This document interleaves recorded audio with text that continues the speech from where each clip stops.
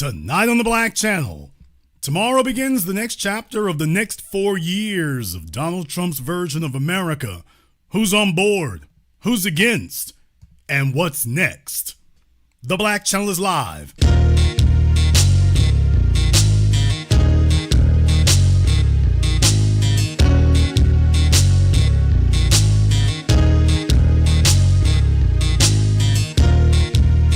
Unapologetic, unadulterated, and absolutely uncompromising. Greetings, brothers and sisters from around the world, and welcome back to the home, the haven, the stronghold, the everlasting superfortress of intelligent black thought. We are the Black Media, and this is the Black Channel. And I am your host, your brother, your humble servant, the voice of Black America, the Black Authority, broadcasting to you live from the only historically black college university of higher education and learning in the cosmos. You are, of course, welcome to join us.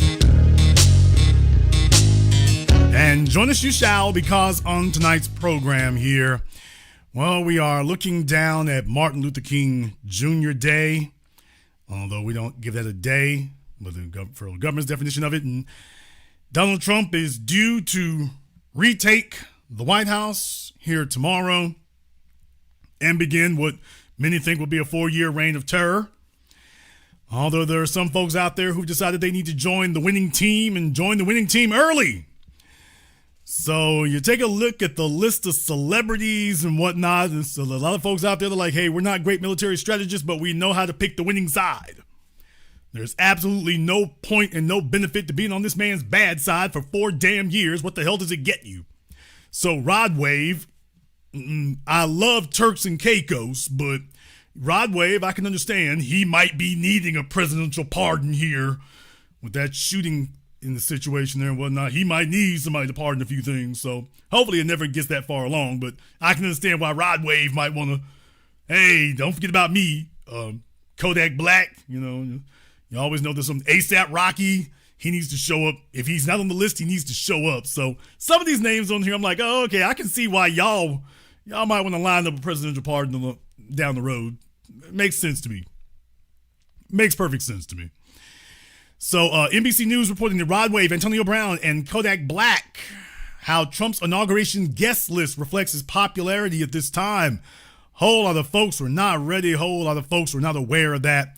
I want to go into this story here right quick because I want to go ahead and shine a little bit of a light on this for you for folks who might not be aware. Shine a little bit of a light on this for you. From NBC News, the so-called A-list celebrities are wanting tickets to this inauguration, but look what they did for Hillary, nothing. I want the people, Trump wrote on Twitter at that time. That was back then. But this time, things appear to be different. For all the folks who were talking about the Democrats had all the star power, Trump has A-list attendees lined up for his inaugural events, including a number of high-profile Black and Latino celebrities. Oh, man. They didn't see that coming now, did they? As the soon-to-be 47th president flexes his increased standing with communities of color. Okay, let's see who those are. Several well-known athletes, including football's Antonio Brown, boxing's Mike Tyson, and hockey's Evander Kane are also expected to attend, according to a source familiar with the attendance list. So are the Billboard chart-topping rappers Rod Wave, Kodak Black, Fivio Foreign, with Black and Foreign publicly backing Trump through event camp appearances and explicitly in their music.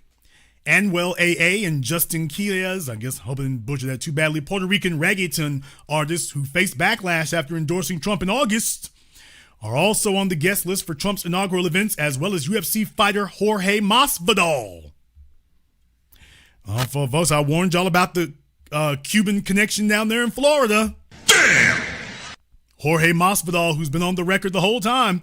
The Cubans down there in Florida have been riding hard and heavy for Trump since the very beginning. I said that 8 years ago.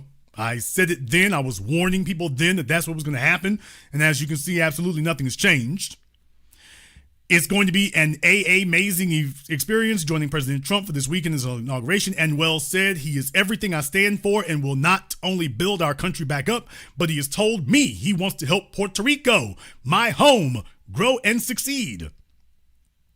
UFC heavyweight champion John Jones, who celebrated with Trump after retaining the championship in the November bout, is also set to attend. Quote, pulling up to the presidential inauguration isn't just about watching history. It's about feeling it. This is a celebration of leadership and unity, a reminder of what we can achieve when we come together as one, Jones said in a statement. The star's attendance illustrates not just Trump's higher levels of popularity among Black and Latino voters. I warned you all about this before the election, but also how much cultural perception has shifted since his first term when performing in his inauguration meant risking career death. Then they talk about Chrisette Michele. So I warned you all about this from the very, very beginning. Warned you about this from the very, very beginning here when I told you who are they going to blame Trump getting back in office, who are they going to blame? And they're putting the spotlight hard and heavy out there. They're putting the spotlight hard and heavy. They do talk about some other folks out there who's performing at Donald Trump's inauguration. See the full list for Monday. Is Nelly performing at the inauguration? Nelly was announced Saturday as a performer for Donald Trump's inauguration. They're talking about the rapper Nelly, not the singer. Nelly will be performing on Monday evening at the Liberty Ball, according to the Trump-Vance Inaugural Committee. President-elect Donald Trump's inauguration, who is performing the swearing-in ceremony, 8-time Grammy winner Carrie Underwood will be doing America the Beautiful. American tenor Christopher Macchio, national anthem. Of course, Lee Greenwood's going to be there.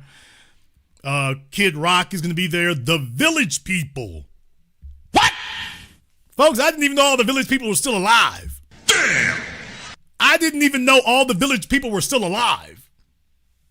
How many of you were surprised to hear, A, the Village People were all still alive, and B, they're all still apparently in good enough shape to perform? So I don't know if they've done the Temptations or the Four Tops and they've replaced members over the last 40 years. I don't know if that's happened. We might get up there. It's like a whole new lineup, like when they changed out David Ruffin with the Temptations, when they changed out David Ruffin and put in, who's that, Melvin? So yeah, it's just, I didn't even know. I didn't know they were all still alive, much less could get on stage and perform. So I didn't know. I'm as shocked as any of y'all. I'm as shocked as any of you. Billy Ray Cyrus, Lee Greenwood, again, okay. Praise Liberty University's Praise Choir. All right, how many of you knew Liberty University had a choir? Dennis Edwards, thank you very much in the chat room, Dennis Edwards. I keep mixing him up with Melvin. Dennis Edwards. Thank you very much. We got to keep that straight. Jason Aldean. All right, you knew you was going to bring the white supremacists going to do a victory lap. You knew that was going to happen. So they keep telling me, we're going in rally. We're going in circles here now. Village People again, surprise musical guest, Rascal Flatts, Parker McCollum, Gavin DeGraw. So they're out there. Snoop Dogg is going to be circling somewhere. He won't be the only one. Going to be a bunch of folk out there, so just be aware that's what's going to be happening. So Trump's inauguration is kicking off. A lot of people are trying to carve out some real estate for themselves for the next 4 years. By the way, I'm not really mad at them. I mean, it's like at this point, the damn election is over. What the hell you want them to fight for now? What would they be fighting for? Just to be idiots? It's just... I oppose him. What's to be gained from that for the next 4 damn years? So some of these guys are like, hey, man, the election is over. All right. I'm pretty sure it's going to be a bunch of B-listers. Everybody going to try to sneak their way in there. If they think they can show up without, getting kicked out of the business or something, they're going to show up. And also, it's a clout chasing era, everyone. This is the clout chasing era. You can't lose as badly as the Democrats did and expect to be able to ostracize people because you don't have the clout to do that. The last residue of Barack Obama's ability to ostracize people is dead and gone. The Democrat Party doesn't have anybody who can ostracize you. Who the hell would do it? Joe Biden? Kamala Harris? Wearing her Chuck Taylors? So you don't really have the ability to do that. It's not really there. You don't have it. It's not, so there's nobody really to ostracize anybody It's a clout chasing era, so anything that gets... Look, when Sexy Red can come bob and hug crackhead self across the stage, just anything goes at that point. So forget about it. Just forget about it. This is the clout chasing era, and Trump is where the attention is. Trump is where the spotlight is. You know, so that there's enough folk out there chasing clout. It's going to, as long as nobody's going to rip their heads off immediately, they're going to go for it, man. They're going to go for it. It gets attention, and they'll just disavow it later. Hey, look, as soon as you let Tekashi 6ix9ine walk the streets, that was over. Damn! I mean, look, you can't sit up here.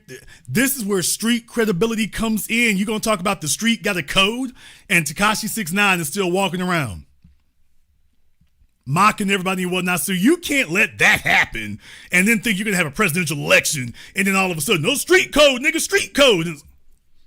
And Tekashi 6ix9ine is still putting out albums and driving around in his Rolls Royce Cullinan. So, you're a little late to try that one. A little late. A little late to try to kick that into effect. But they're not the only ones. There are others out there. By the way, if you all go to Google right now, you can go to Google right now and do what I did. All I did was type out the words, "What's next?" That's all I did. I typed out the words, "What's next?" And to see what Google offered up for the autocomplete, as you all know, that's usually going to be compiled from whatever the most popular searches or the most searched things leading into that particular search query.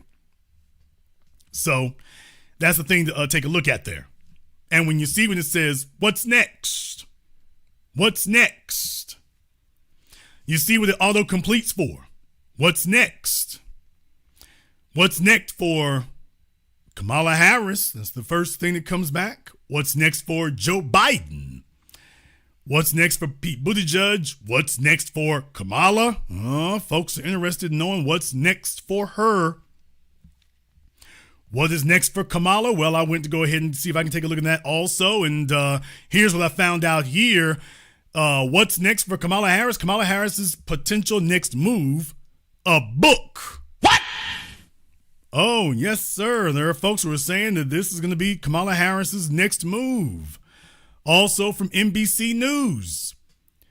Vice President Kamala Harris has a lot of options for her next act, including possible runs for governor of California in 2026 and president in 2028. But writing a book may be first up, according to 6 people familiar with internal discussions about her future. 2 of the people said Harris, who will find herself out of elected office for the first time in more than 2 decades Monday, has already decided to write a book. The others said the topic is under discussion. Thrust into a presidential campaign when President Joe Biden withdrew from the race in July, Harris quickly locked down the Democratic Party's nomination, but lost the general election to former President Donald Trump. Since she conceded to Trump, Harris has said little publicly about her 107-day sprint to try to save the presidency for her party. Her written take could not only recount the past, but also help shape her future. So if Kamala Harris wants to write a book, oh man, y'all know what that means, don't you? If Kamala Harris wants to write a book, oh, right up under the bus Joe Biden goes. Right under the bus Joe Biden goes. That's exactly where he's going to go there. She's letting folks know, I'm already gearing up. So Joe, get ready to get them tire treads all over your face. She getting ready to throw your ass clean under the bus. If that woman writes a book, Joe Biden is the first thing under the tire tracks. Kamala Harris is poised to land the biggest book deal of any vice president in history, said Keith Urban, the president and a co-founder of the literary agency Javelin. Quote, but the real question isn't the advance. It's whether the book can redefine her for 2028. So I guess they figure, well, hopefully it can do for her what it did for Barack Obama. Don't count on it. Urban said Harris has an opportunity to, quote, get personal, acknowledge where she and the Democratic Party misread the sentiments of the electorate, and potentially reach out to a broader audience than her base. Quote, there's a version of this book that is full of platitudes but safe. And then there's a version that reinvents her to lead a Democratic Party in need of rebuilding, she said. She gets a payday either way, but only the latter gets her a second shot at the presidency. That's wishful thinking, let me tell you, because she's already demonstrated how well she can talk to the people, and the answer is not at all. But anyway, many of Harris, y'all got to understand, there's an industry into stuff like this. So if she can generate a few coins a little bit longer, there are going to be some sycophantic interlopers who are going to ride her coattails and see if they can, shake out a few shekels before any notoriety about her completely collapses. You saw this with Al Gore back in 2000, so they'll see if they can shake. Sarah Palin, remember, after 2008, Lawrence O'Donnell properly called that, about her pitching reality shows because in reality she didn't have anything else to offer. So when the run is over, some folks will sit up there, even when it's obvious you're not going to go back, be able to win again. But there might be a few dollars we can shake out of you here by sitting up here making some grand assumptions and throwing out some wild, theories and wild speculations. So, yeah. Quote, I think many of Harris's advisors think that she has a full-length story to tell and that the voters will want to read it. I think she owes it to the people to write a book, a Harris confidant said. Ashley Etienne, Harris's former vice presidential communications director, said that if Harris does write a book, she plans to buy copies of it for, quote, all the women in her life, including her daughter. Quote, the vice president is a historic figure with an incredible story to tell. From her leadership to tackle COVID, rebuild the economy, and to protect the rights of women in this nation, Etienne said. People love her, 70 plus million in fact, and I can imagine they're desperate for her to pull back the curtain on her groundbreaking journey from a child of immigrants to commanding the mantle of the most powerful country in the world. Commanding the mantle. I don't think she knows what that sentence means, but okay. Harris's last book, The Truths We Hold, released in conjunction with her first presidential campaign, landed at #1 on the New York Times bestseller list in 2019. At the same time, she released a children's picture book called Superheroes Are Everywhere, and in 2010, she wrote a memoir called Smart on Crime.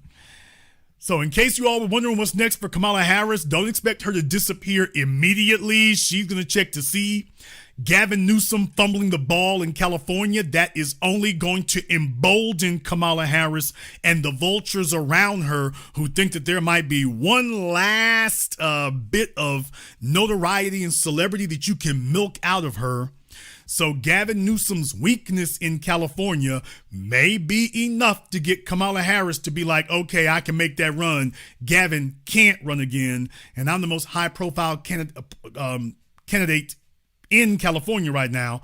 So just understand with recent events, yeah, that could certainly square for her, at least favorably, to get her to feel like it would be worth her time or ability to make that run. A lot of the math would line up in that regard. We'll see.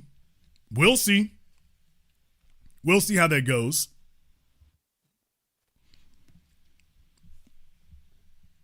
But the bigger question is, what's next for the rest of us? What is next for the rest of us? Because you see, for the last 4 years, we have done the work of the black media, which is to call out those in power and put the spotlight on those in power. The Democrats were the ones in power. The Democrats were the ones leading. The Democrats were the ones in authority. The Democrats were the ones claiming they were going to represent us. And so, rightfully so, we put the attention on the Democrats. Well, now Joe Biden is out and Donald Trump is back in. And just like we did in 2016, by the way, Trump, as we told you for the last 4 years, if you do win again, then all the focus goes back on you. So you will not be able to hide behind Joe Biden any more than we allowed Joe Biden to hide behind you. You asked for the job, you asked for it, now you got it, and you get everything that comes with it. Now, in the chat room there are a couple of folks who are going to need to give us a call up here on Zoom. So let me go ahead and pin the link for Zoom at the top of the chat. Chase Mitchell needs to go ahead and give us a call up here on Zoom, because this is an important conversation to have also. I want all the folks out there, go. We know you're slithering under your rocks. We know you're slithering and hiding under your rocks out there. Come on out. I know it's a new practice for you. It requires character and integrity, and that's a new thing for you. But for those of you slithering and hiding and crawling under your rocks out there, y'all was supporting Trump. Y'all was supporting Trump. Okay. We're going to go ahead and open up the Zoom for you, and go ahead and come on out. Don't hide now. I know you're very used to being able to do that kind of thing right there. So when you're hiding from the child support people. When you're hiding from the child support people, or when you're hiding from immigration, I know how it is. You're up under the bed. You're behind the couch. You're up in the attic. Shh, don't make a noise. You're up under the house, just watching the feet of the agents walk by. And I get it. I understand. But this is your opportunity here. Why don't you go ahead and call on up? The link for the Zoom is at the top of the chat room. This is your opportunity to go ahead and call on in. So those of you who are still upset that the Democrats lost, and that you feel like we should have stepped up to do our best imitation of the dead black media, that we're supposed to be Democrat shills and come tell you all about how evil Trump is and how terrible it is. For those of you who are still doing that, he got in office because of y'all. He got in office because of y'all people. Go ahead and hit us up on Zoom. For once in your life, have something resembling some spine or some backbone.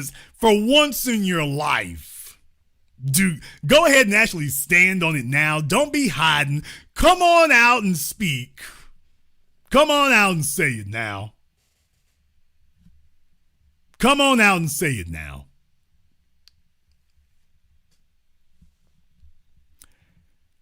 Let's go ahead. There's somebody over here on Zoom, and let me go ahead and get them up here. Rob from Denver, that's horrifically wrong, mathematically, numerically, statistically. That's not even close. Not even close. Okay, we have Lincoln here on Zoom. Lincoln, what is on your mind? Oh, wow. I didn't expect to get on that quickly. Yes, sir. You're on that quickly. Oh, wow. Let me put my thoughts together. About how old are you, Lincoln? Pardon? About how old are you? Well, I am actually 73. Congratulations. Not the usual 73. I'm still fit like a 40-year-old. Because I can still run a 5-minute mile. So not the usual. All right, not bad. What's on your mind?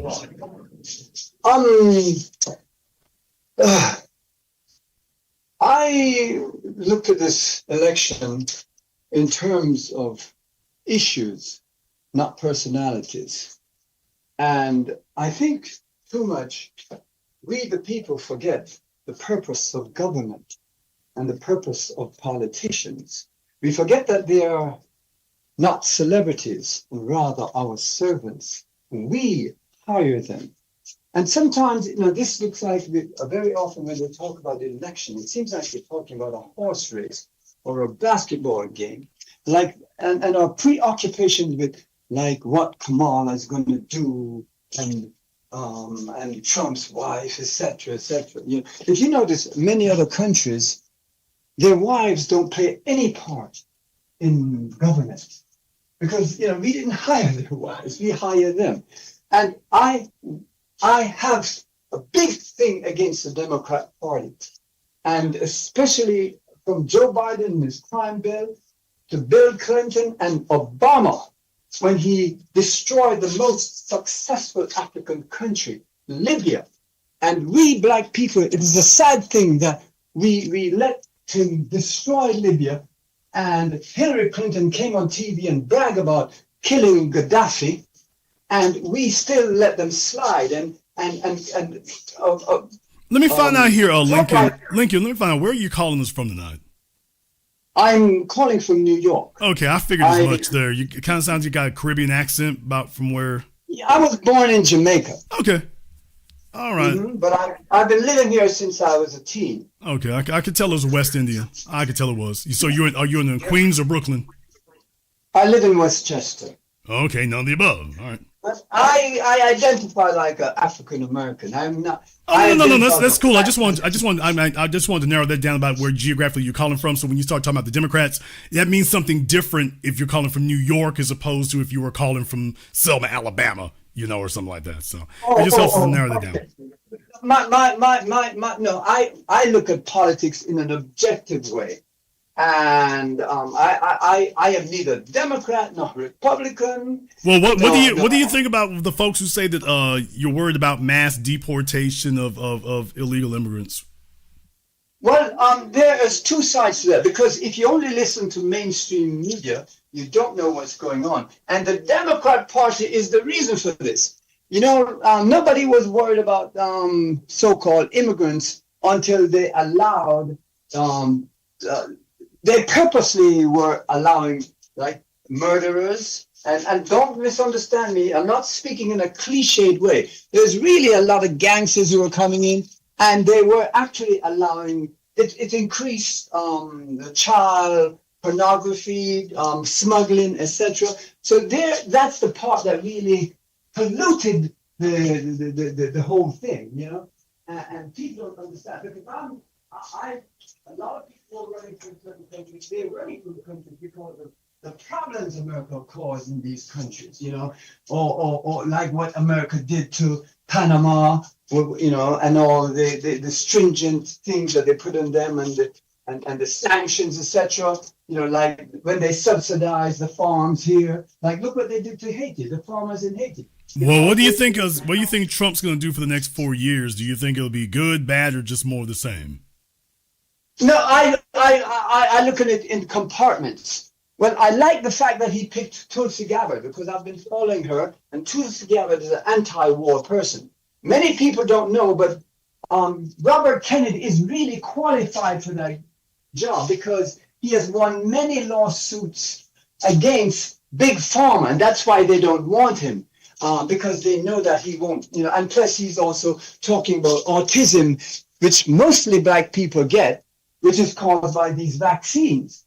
Just like the COVID, COVID was pandemic. It wasn't a regular thing, and most of us are suffering from miseducation. I find that interesting. What do you think of Kamala Harris's father? Well, he's an economist from Jamaica, and I am an independent thinker. And I am not into some of the isms like communism, and I believe in a social democratic merge. Do you believe in racism? Pardon? You say you don't believe in some of the isms? Do you believe in racism? No, what I mean is I'm talking about communism and socialism. Those are the isms I'm talking about. Because sometimes we can get tripped up with that, because like America is partly socialistic. I mean, the fire, the police, high schools, that's socialism. It's just that it's partially socialized, and we don't understand this. I believe in a proper blend between what they so-called capitalism and socialism. You see, capitalism is destructive when it's extreme capitalism. Because I agree. I think her father would identify with that as well. I'm just curious if you knew about him. Yes, but I am one of those who think independently. I'm not part of I'm not them. For example, I believe in justice and truth. Justice and truth is neither conservative nor is it liberal. I'm not a liberal nor am I a conservative. I'm into truth, like Malcolm X said. I don't care who's telling the truth once it's the truth, and that's what I'm into. Like most people don't know it's Obama and Biden who caused that Russia war. They overthrew the rightful and democratic leader of Ukraine, and they put in that puppet Zelensky, and it was about a lot of money laundering. And let me find out here, Lincoln. How long have you been in the U.S.? I've been here since I was a teen. Okay. So back in the late 60s? The first thing I did when I came to this country was join the Black Panther Party, so if you know where I'm coming from. Okay. When I was in Jamaica, that's what interested me. I came here to be a rebel. I didn't come here, I was actually, when I was a boy in Jamaica, I read this book, Black Like Me by Howard Griffin, and I read Malcolm X's book, And so I started, it changed. As a matter of fact, my first day, in high school, we learned about the slave trade, from way back then, And when I first learned the slave trade, when I was 12 years old, I changed instantly. So I've been I've been a rebel since I was a little boy, Okay. And, well, that's the kind of thing we want to hear about there. Well, Lincoln, thank you very much for giving us a call tonight. We appreciate that. Definitely, that's the kind of thing I wanted to get some insights on there. That's good. So he's from New York. He's moved up to Westchester, came there in the 60s. Now, I want folks to understand something here. That kind of call, if you want to know how it is that even though I live in Louisiana, I can learn a lot, is because this is what I mentioned here last night. Let me go ahead and dovetail this off of last night. I want you all to understand something. When you see a lot of folks say things online, the reason why they don't get anything done is because usually they're trying to entertain themselves. And the folks who sit in the back of the short bus and eat the crayons, they don't listen to the environment around them. There's the problem. They don't even listen to the environment around them. That's a very good thing to understand. You have a brother there, okay, from the Caribbean and from Jamaica. What's his attitude about Democrats, Republicans? That tells you what to expect and what not to expect. You see, when I told people 8 years ago that Donald Trump was going to win the 2016 election, you had a bunch of people who were just clueless and brainless and mindless and didn't understand, and they were disputing me. That's not going to happen. While Florida is full of minorities like us. There were a bunch of folk who were even in this chat room talking about Florida was full of minorities like us. And that's what happens when you let the crackhead generation, the crack baby generation make comments. They don't know anything. They're very good for commenting and saying silly things, you got to understand, but don't let them fool you. What they say looks stupid in the chat because the person saying it is. I was the one telling you all, by the way, the Cubans down there in Florida, if you've never actually been there, talked to them, interacted with them, then you don't understand that they are right in line with the Republican ticket, and you've only seen Florida go more to the right. Remember in 2020 when Rolling the Bowling Ball Martin was telling everybody that Florida and Georgia were going to go purple? Remember that? How many of you remember when Rolling the Bowling Ball was telling everybody that Florida and Georgia was going to go purple? And I told everybody that Stacey Abrams was going to get her ass, Andrew Gillum and Stacey Abrams were going to get their asses whooped, and Stacey Abrams was going to get it whooped worse the second time around. How'd that break down? How purple is Florida going today, people? 5 years later, how purple is Florida being today? How'd that work out? Now we know what Jason Black said 5 years ago, and we know what Roland said 5 years ago. By the way, how purple is Florida getting, y'all? Because it's changed colors all right, but it's not going from blue to red. It's damn sure not going from blue to purple right now. It went from red to red. You have to know and get reliable information years before it happens. Otherwise, you're on the internet trying to throw your lame attempt at being an amateur comedian. And that's not what the world needs. That's clout chasing too, by the way. And the bastard baby generation there. There's always some little crackhead kids who, let me say something stupid. Can I be seen? It's like, okay. But if you want reality, by the way, that's very, very good to know. Why don't you go ahead and find out what the folks on the ground actually think? Why don't you get the folks on the ground who actually think? Think about that for a little while. Go ahead and listen to people and find out. By the way, what does the West Indies think in New York? Are they really falling in line, or do they have their own thoughts and ideas?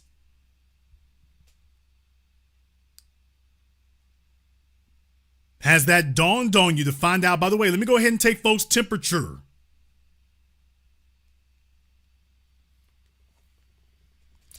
That's one of the dumb things that happens. By the way, we still have some ADHD crack babies here. Somebody calls in with an accent. Tether alert! By the way, if you want to know whether or not you failed the special ed test, if you hear somebody with an accent call up and the moment you hear it, you say tether alert, I got a new one for you. Dummy alert. Deal with it, nigga. And the dummy is you. By the way. Just thought you should know. The dummy is you. Just saying.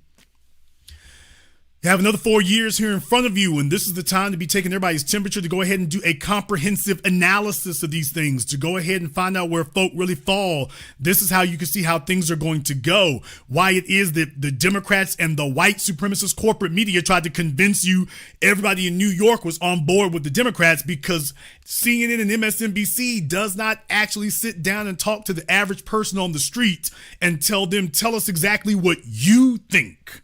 They sit up and try to promote propaganda, and it's all fun and games until election day comes around, and then you get your ass broken.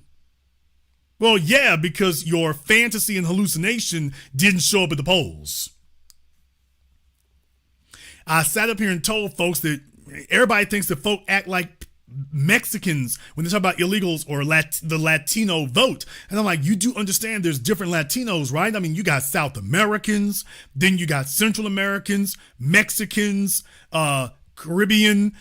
So the folks from Cuba and Puerto Rico are going to vote and act different than folks from Mexico. And what we've seen is that folks from Mexico over time really start falling in line with the Republican way of doing things. Go take a look at Uvalde, Texas. I was the only person in media who pointed out that, by the way, in Uvalde, Texas, this is a majority Latino Mexican town, and they voted for an Anglo white man to be their mayor. That's not accidental. That happens all over America. They're perfectly comfortable with that. So when you start talking about they minorities like us, some of you think you're running as vice presidential candidates for third parties, talking about they minorities like us, and then you go take a look at Uvalde, Texas, and there's reality. So the ADHD wing of society they're very, very good for jumping up and making fools of themselves and sticking straws in their noses and saying, look at me. But you need to be very, very cognizant of that. There is a mindset out of the Caribbean, and you need to be aware of that. This idea that you're going to sit up here and have one size fits all, if they're going to fit into the pigeonhole of what you think. No, why don't you stop for a few moments and find out what's really going on? The man just told you, hey, I see the Democrats and the Republicans as the same. Okay. Oh, all right. And I've been telling you all that for the longest time. A whole bunch of folk who are not black and not foundational, and they're not worried about that either. A lot of that's overblown. They're here now, and they're looking to get themselves solidified. While these other folks are telling you, oh, they're trying to get in as many illegals as they can. Really? Okay. Then you start asking some real questions and finding out something genuine. New York is not nearly as immovable as folks might think it is. What it requires, though, is some consistency. And it's not so much because the Republicans are so great. It's because the Democrats are screwing up so badly. That congestion pricing in New York right now, that's a real serious issue. If Andrew Cuomo attempts to run for mayor of New York City, that congestion pricing thing, something that his folk in their pockets, that congestion pricing was his idea. He was the one who created it. He was the one who came up with it. He was the one who implemented it. He got kicked out of office right when they finalized going ahead and going forward with it. That congestion pricing in New York is his idea. If he runs for mayor, he's going to try to run away from it as far and as fast as he can. We'll see if New York City lets him get away with that. We'll see if they do. But right now, you got so many issues. They got congestion pricing, so they're trying to make all the streets toll roads. They're trying to make all the streets that go with speed cameras on them. They want to have they have several streets now with speed cameras on them. Those are things that hit folks' pocketbooks. And New York City is not a city where you can speed in, by the way. I mean, unless you're on a street where the speed limit is like 15 miles an hour. But other than that, New York City is not really a place you can speed in. You all see high-speed chases in Los Angeles. You have never in your life turned on YouTube or your television and seen the headline, high-speed chase in New York. You ain't never seen it, and you're never going to see it. It's too congested. You can have a high-speed chase for about 2 blocks, and that's going to be it. They're going to have to get out and ditch the car. Even if they were willing to plow through an intersection, all they're going to do is destroy the car. You're going to make about 2 blocks in New York before you hit something. So high-speed chase is just not, even on the Hudson Parkway, the Roosevelt, the JFK, even there, it's going to be tough. Even if you can get on the freeway, it's still going to be tough. Like, you can make it for like a mile maybe, and then you're going to stop, because that's all New York is varying bottlenecks. Every mile, even on the freeway, every mile or two is going to be another bottleneck. But they got cameras there to pat your pockets down, just in case they can catch you. And in a lot of cases, they're going to find you even if they don't catch you. So what are you going to do? What are you going to do if Andrew Cuomo wants to run again? And there are a lot of folks there, just please understand, they may run up and whatnot and wave their Caribbean flags or wave their, Mexican flags or whatever, but have you actually talked to the people themselves to see what they think about that? Have you really? To find out what they really think of that, or are you just going around with your stereotypes and your assumptions of what it is? Because I talk to people, like the brother just called in. I talk to him. I listen. I hear exactly what he thinks. Okay. He's like, I got my own ideas. That's why the Democrats lost the last presidential election. This idea that you're going to be able to call on people to just be this giant monolith, and then you can just keep going back to that outdated notion that you have about them. And then 2024 rolls around and you realize there's a whole bunch of other folk out there, or at least enough of them, who say, I've got my own ideas. Yeah, I might vote Democrat, but I've got my own ideas. You need to be very sensitive to that. When people are telling you they have their own ideas. When they start saying things like, you killed Gaddafi, that means something. That's going to be something that comes back to haunt you. Because you see, we as the foundation, we said, by the way, what about Trayvon Martin? What about Eric Garner? What about Tamir Rice? What about Breonna Taylor? Why is this happening in all these Democrat-run cities? The Democrats ignored that a decade ago also. The Democrats tried to ignore that a decade ago also. The chickens came home to roost in 2024. How'd that work out? When they told themselves, don't worry, them Negroes will be back, what else are they going to do? They're going to stay home. Trump gonna get you. If you stay home, Trump gonna get you. And we said, you know what? We're calling your bluff on that. When you ignore what people genuinely think, and when you ignore how people genuinely feel, and you tell yourself, don't worry, they ain't got no choice but to support me, you might wake up one morning with a horrendous surprise in your lap. And if you are listening to the ground years in advance, you start hearing the clues of what's actually going on. That's the difference. You start hearing the clues of what's actually going on. Politicians love to make you think that they are inevitable. They love to make you think that they are inevitable because people like supporting a winner, generally speaking. So if they can make you think that they are inevitable, well, you're more likely to go ahead and support them because you feel like, well, ain't nobody else going to win. Let me go ahead and get them. And they're the lesser of two evils. They don't like you thinking your own thoughts and your own ideas and saying, you know what, I have a principle that transcends any candidate or any party. Now that's frightening. Here's the way it was supposed to work, people. Things didn't go down the way it was supposed to go down. What they were supposed to say is that Donald Trump is evil. Donald Trump is racist. He absolutely is. Oh, Donald Trump's absolutely white supremacist, but there was something that they didn't count on when they said that. When they said Donald Trump's a white supremacist, well, Donald Trump's a white supremacist. You're absolutely right. And then again, so is Joe Biden and Kamala Harris too, by the way. What?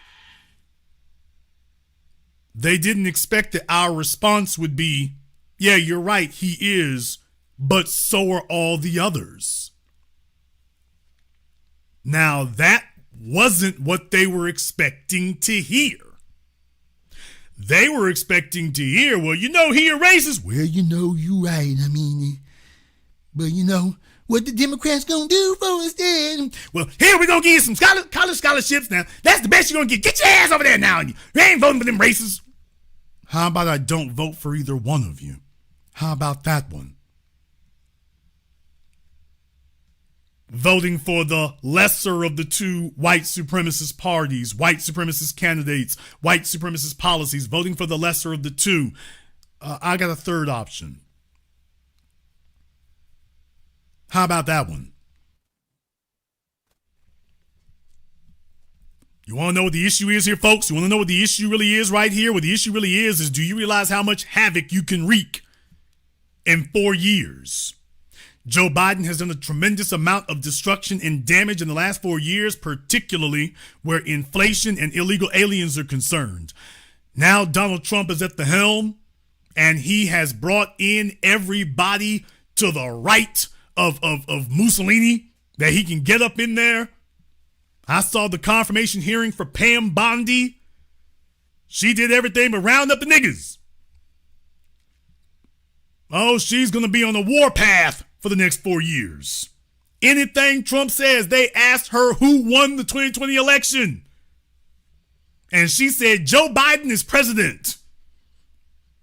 They said, ma'am, that's not what we asked you. We asked you who won the 2020 election. And she said, Joe Biden is the president of the United States.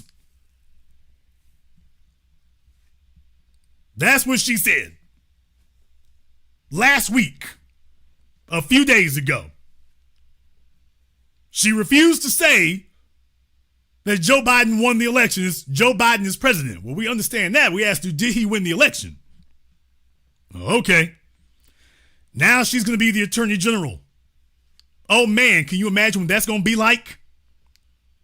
Oh, but please understand. Please understand. There's a whole bunch of folk out there who would have you believing that, oh, y'all need to sit up here and y'all need to worry about what's going to be going on here because they going to be coming after you. If you don't do this, they're going to be coming after you. Oh, really? Oh, really? Is that a fact now? That's very interesting to hear. Because you see, that's not what I originally remember hearing. I don't remember originally hearing that at all. Not at all. If you'll all remember, right after Trump got elected, if you'll direct your eyes toward the screen there, you can see that they said DOJ and FBI officials reach out to lawyers. What? Oh, FBI and Department of Justice and FBI officials are reaching out to lawyers as potential Trump revenge prosecutions loom. So they were sitting there telling you and me that you can't let Trump win. He gonna come after y'all. Can't let Trump win. And lo and behold, the reality is, no, they wanted us to save their bacon. They wanted us to save their hides.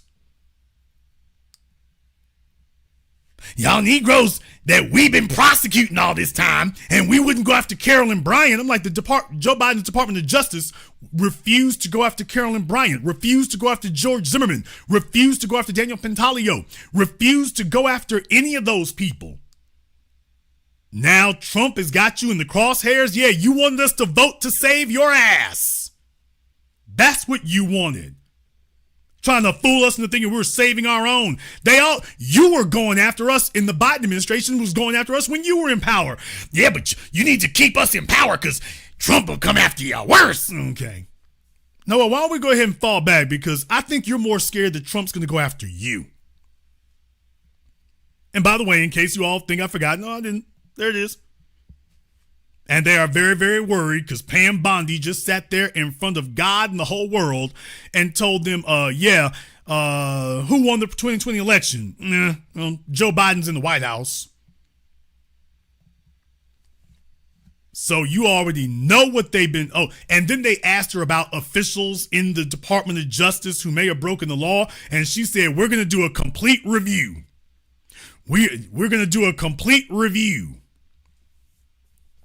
of anybody who may have broken the law. We're going to do a complete review. Folks, do you realize that she was defending Trump for the last couple of years with his lawsuits? Now she's going to be in charge. That means she already knows who she's going to go after. She already knows who she's going to go after. She already knows who she's going to prosecute. You thought you had a tough time when you got that little letter in the mail from the IRS. Can you imagine getting that subpoena in the mail from Pam Bondi, she's had her sights on you for the last 3-4 years? Can you imagine getting that subpoena in the mail from her? She's like, yeah, you didn't think we was going to win the election. Surprise! Surprise! You want to talk about somebody who's not going to let you go? There's the real thing about it. So we were supposed to be the crash dummies who would insulate them and keep the heat off their backs and keep them safe.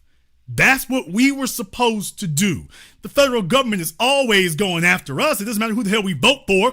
They're always going after us. The difference this time is now the pain is going to get spread around a little more.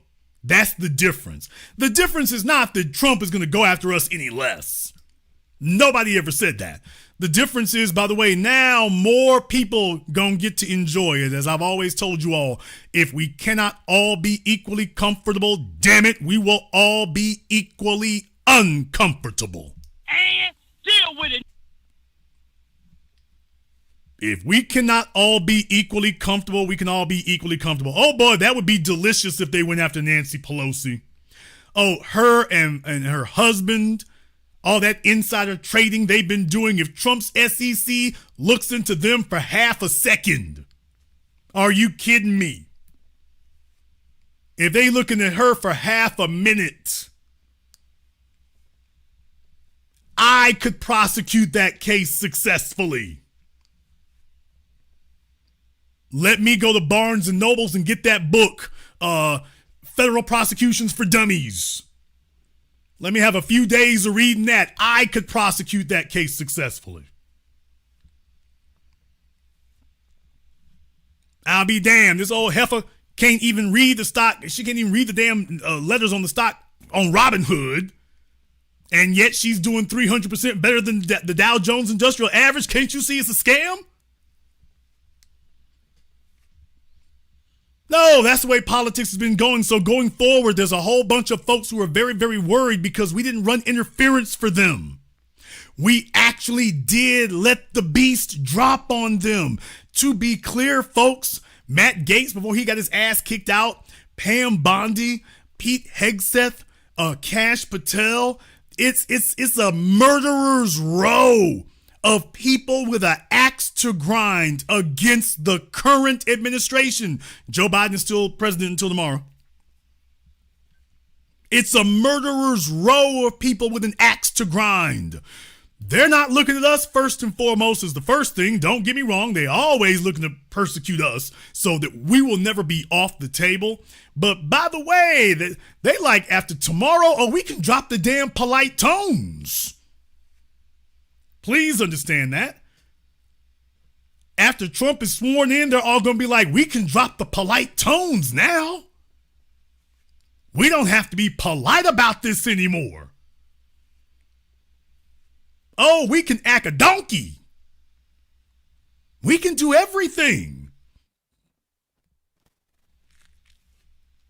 Do you all know what they're really scared of and what they're really worried about? Let me explain to you all what they are really worried about right now, because this is an element to it that most folks don't think about. People imagine Donald J. Trump, Pam Bondi, Kash Patel, Vivek Ramaswamy, Elon Musk. Imagine all of them with the powers and authorities, the full power and authority of the United States government now under their control. Donald Trump no longer has to talk to the FBI. Donald J. Trump will now be the FBI. Damn! Donald J. Trump will no longer have to ask what's happening on your cell phone. He can just go ahead and punch a couple of buttons and listen into the damn phone call. And anybody out there who don't like it, that's your ass and you're the dummy, because if you voted for George W. Bush or Barack Hussein Obama, you voted to allow the president to do that. So their powers have been outrageously expanded. You most likely supported it if you sat up there and supported them.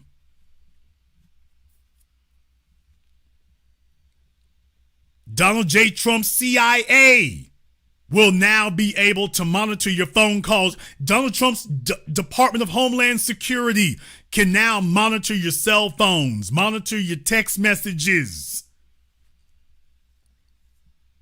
Can you imagine some of the text messages Nancy Pelosi is sending around right now? Hunter Biden, can you imagine some of the text messages he's sending around right now? He's hoping that nobody else out there drops the dime on him for something his daddy couldn't cover. Now Trump can legally do all of that. All the other people at the Justice Department, Jack Smith and anyone else at the Justice Department who thought that they were going to strike at the king and they didn't kill him. As Emerson said, when you strike at a king, you must kill him. Well, you struck at him and he's still standing. Can you imagine what he will do now that he has all those powers at his fingertips and he has nothing but staunch loyalists with axes of their own to grind? I imagine that Kash Patel will not be sleeping for the first couple of months during his tenure as FBI director. They talking about Donald Trump's enemies list. You talking about Donald Trump's enemies list. You should be worried about Kash Patel's enemies list. He actually worked in the FBI. He actually got run up out of there. You don't even want to know who he's going after. If he's actually put in charge and has authority, it's just going to be him and Vivek Ramaswamy up in the wee hours of the damn morning targeting people. That's what that'll be. Pete Hegseth?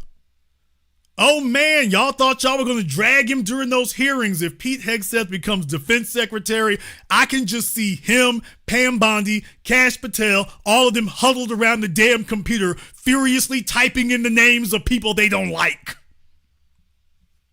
Oh, it's going to be ugly. It's going to be, and here's the thing.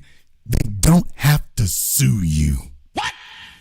There's the killing part, is they won't even have to indict you. Do y'all understand that? They won't even have to indict you. All they have to do is start getting information and start leaking it. Like Hunter Biden. Joe Biden got to the White House. Next thing you know, every crackhead, every slut, all the bastard kids. What? I mean, every damn bit of dirt that there was. Next thing you know, there it is on display. I'll be damned. And that was when they were out of power. That was when they were out of power. Azelle Ray needs to call me up on Zoom. Azelle Ray, you got 2 minutes. Let's go ahead and get Azelle Ray up here on Zoom. You got 2 minutes. Can you imagine? Can you imagine what will happen when they go and start tapping Nancy Pelosi's laptop? Because remember, you've made it legal now to investigate Americans without an indictment. Folks, everybody talks about the FISA courts. Do you realize how many secret courts there are in the United States that give them the powers and the abilities to monitor you? I've told you all for decades now about the IRS court, in case you didn't know it. There's one for the Internal Revenue Service, one for the SEC, basically, one for the Intelligence and Justice Department communities. They've got a number of different courts. And once they start looking into you, going over your records, you don't have to be indicted. They can just start looking based on we have reasonable suspicion. And then they're given a certain amount of time to justify their reasonable suspicion. Can you imagine how quickly the wheels will turn if they start that?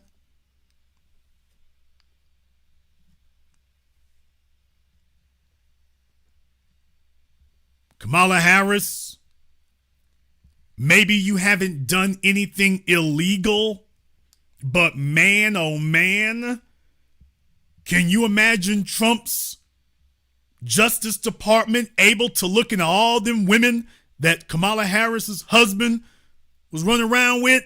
What? Can you imagine what they'll be able to do if they pull out the real records on Joe Biden and whatever was actually occurring? Can you imagine what they'll be able to make happen? Even if it was nothing illegal, can you imagine all the dirt and all the smut that will come gushing out just in time for Kamala to run for governor of California? Yeah, it might not be illegal, but can you imagine how much will get leaked?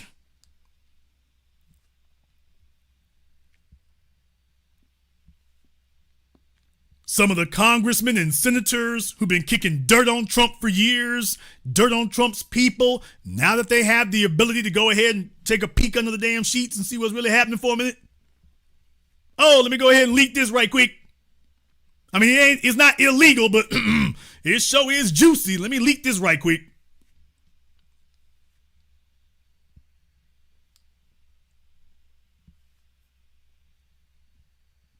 Remember Representative, what was his name? Santos?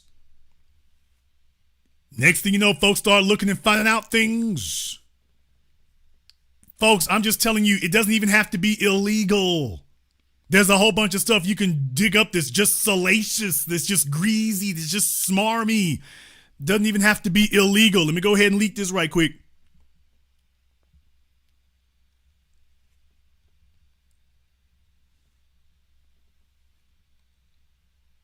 Somebody said Joy Reid's ball oil solution. They don't want to know. Rachel Maddow don't want that file getting leaked. Rachel Maddow and Joy Reid don't want that file getting leaked. They don't. People, y'all think it's grimy over there with Diddy? Damn! You think it's grimy with Diddy? And they had to wait for Cassie to say something. You think it's grimy over there at Fox Sports 1 with Skip Bayless and Joy Taylor? You think that's grimy over there? Can you imagine what happens when the FBI start listening in? Can you imagine what will happen when they go over your text messages and go over the emails? Can you imagine that? Now that it'll be legal for them to do it. Oh no, Letitia James, Alvin Bragg. All I can say is they better be squeaky clean. They better not have nothing. And here's the killing part about it. Even if there's nothing on them, man, look here. Trump gonna have enough muscle now to make niggas flip. Damn! They better hope and ain't nobody needs to flip. It needs to get out of something. If there's somebody who needs to flip and needs to get out of something, they're gonna call him, hey, you don't know this, like the first 48. Y'all know how it is with the first 48. Oh man, one of them crackheads that Alvin Bragg saw, or one of Tish James' girlfriends get jammed up. Oh, they're looking at 10 years. Wait a minute, let me call Trump's White House right quick. Y'all know, like Charleston White said, it's like, hey, I keep some info on a couple of bodies just in case I ever need to flip on somebody. Just in case I get jammed up and need to flip on somebody. It'd be like the damn first 48. Oh, wait a minute. Hey, Mr. Trump. You didn't know this about Alvin Bragg. This is what you don't know. You think that's not going to happen? Even if Alvin Bragg is squeaky clean, if anybody even in the damn zip code needs to flip something, they know exactly who to call. And in New York, I'll be damned. Come on, everybody. Is there a governor who hasn't been indicted? A lieutenant governor who hasn't been indicted? Hell, even the blind one. They're like, here, let me see if we can get you some time. Eric Adams, I mean, he's in office and under indictment. Come on now. You think between Letitia James and Alvin Bragg, everything is just sweet. There ain't no problems. Ain't nothing going on. And Alvin Bragg was begging a little bit too much to get Trump on something. He was trying a little bit too damn hard. I'm like, okay, there's somebody got something on you. Somebody got something on you because you a little too desperate to get Trump out the damn paint. So it's you trying too damn hard. He begging the judge. Well, Your Honor, can we go ahead and give him 40 years right now anyway? Can we do that right quick, Your Honor? Can we do that right quick?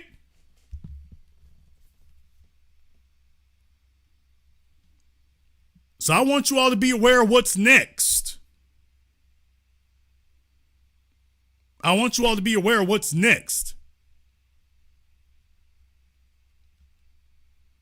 Going forward here so that folks don't sit up here and scare you and you can see what they're really upset about. You realize there's a whole bunch of folks on Twitter and other places like that. They're unhappy not because they're interested in what's in our best interests. They're interested in keeping a damn slot for themselves. Do yourselves a favor. Go watch C-SPAN sometime. Go watch CNN sometime when they're doing these House hearings and whatnot. And go see all the interns, people out there in the audience, man.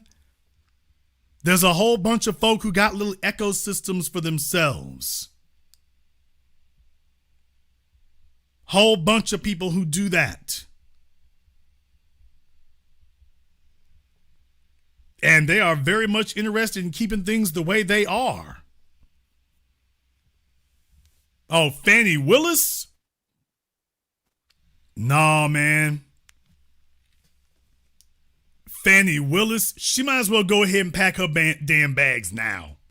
She about to dummy up and get real quiet. You're not going to hear anything else about Fanny Willis throwing any shade at Trump from here on in. Because, baby, you didn't even make it out of here without your whole business being out there. Don't you know Trump's going to be like, oh, now I can go digging through the crates.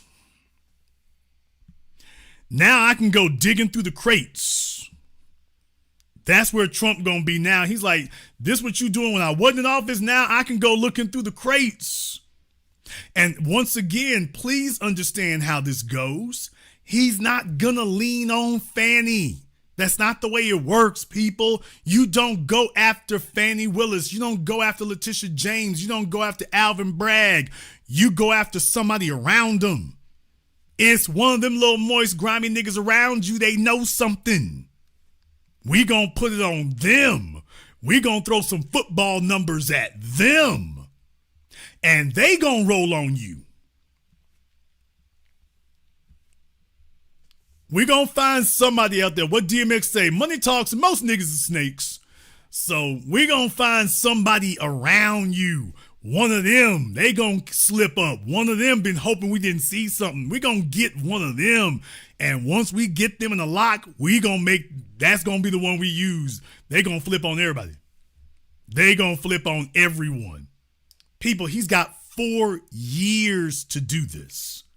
4 years. And he's already been looking for the last 2 years. He got 4 years. Don't you know that he's already been getting information on Fanny Willis, Letitia James, Alvin Bragg, whoever the hell's you. Don't you know he's already been getting information about them? Now he's going to have free reign to go look into it. And it's all perfectly legal.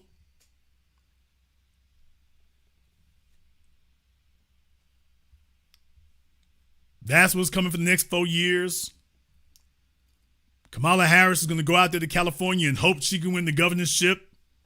Barack Obama about to get quiet as kept. That's why y'all saw at the Jimmy Carter funeral, Barack was sitting over there smiling with Trump. That's the don't invite me smile. Damn! That's the don't indict me smile right there. That was it right there. Don't indict me. Everybody else was over there being a damn fool. Barack Obama was sitting right there booed up with Trump the whole damn time, laughing and joking. Barack's like, yeah, the rest of these niggas gonna be dodging indictments. I'm cool with Trump. Me and Trump was over there laughing and giggling. The rest of y'all sitting over there knowing full damn well, if anything come up, your ass is grass. You know it. That's what you expect. That's what you expect.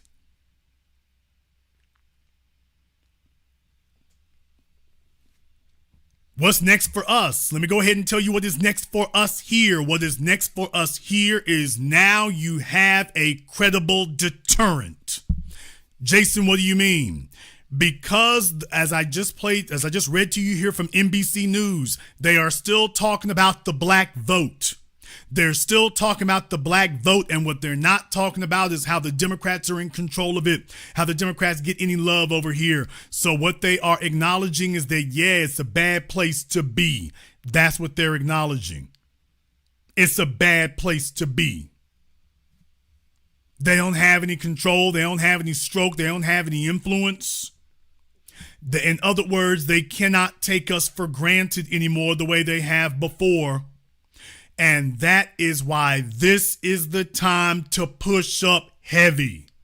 This is the time to push up hard. This is the time, if you're talking about getting organized, this is the time to let folks know, hey, by the way, don't take 2026 for granted. You took 2024 for granted. With everybody knowing what he was gonna do and knowing what we were up against and listening to all the threats that you made about him, about how bad it would be, and we sat back and let it ride anyway. So that shows you, don't think that telling us, well, I ain't gonna do nothing for you, but he'll be worse, is gonna get us motivated to support you. You gotta do better than that. We really will let you lose. We really will let you crash and burn. We really will let the other dudes come in here and run roughshod. We really will do it. And you can spend the next 2 or 4 years dodging indictments like dodgeball. That's what you can do. You can spend the next 2 or 4 years with Pam Bondi's Justice Department tapping your damn phones. Y'all know the Congressional Black Caucus. Oh, man. Every bribe. Y'all know how they get them old niggas. The old niggas, what happens is they stay in office so long, they forget to whisper. That's the problem with old niggas in office. They get in office so long, they get so used to being there, they get so damn comfortable that when they're taking their bribes, they forget to whisper. Like you can just call them up like anything else. You can just email them. Hey, can I give you an extra $50,000 so I can get this permit? Okay, talk to my secretary. I'll be back in the office Monday, but talk to my secretary today. I mean, they send them by email. They're not even calling you on the phone with. They just send it to you by email. They're like, they be getting so many bribes. It's just, here, they be texting you back. I'll give you $40,000 if I can get this permit. Well, I don't know if I can do it for 40, but if you can make it 60, we can see about making something happen. I'll make a few phone calls for you. Okay, I can do Cash App or PayPal. That's what happens with them. You see some of the craziest stuff with them, boy. I mean, they basically indict they damn selves. They take bribes from every damn body, just anybody coming to the damn door. Mayor Cantrell down there in New Orleans, it was like she couldn't just get a bribe from one person. She got to get bribes from 7 and 8 people. Kwame Kilpatrick and the rest, they can't just get one bribe. They got to get 7 or 8 of them. And it's not for a little bit of money here and a little bit there. It's like, okay, I need about 100,000 here. I need about 150,000 over there. So these people learn nothing from Nicky Barnes and Frank Lucas getting pinched. They've learned nothing. All these decades later, okay, give them a little bit here. Keep the numbers low. Don't go out and go buy a new Aston Martin. That's going to attract attention. Mayor Cantrell is all out there in public walking down the damn street in the middle of the day in the French Quarter. She just, in the middle of the average citizen took damn video of her sitting out there on the balcony. It didn't take the FBI to get her. She was just sitting on a balcony, misusing funds. Okay, so it doesn't take some crack team of FBI professionals meticulously bugging your phones and doing like CSI and Mission Impossible. They got to sneak through the house, with special gear. Here, just walk over there and put the damn bug up under the damn table. She ain't paying no attention. They're going to have 4 years to go walk this backwards. 4 years. If anybody's ever made a complaint, if anybody's ever made an accusation, they got 4 years of time to go and walk those backwards. It's going to be a whole bunch of them.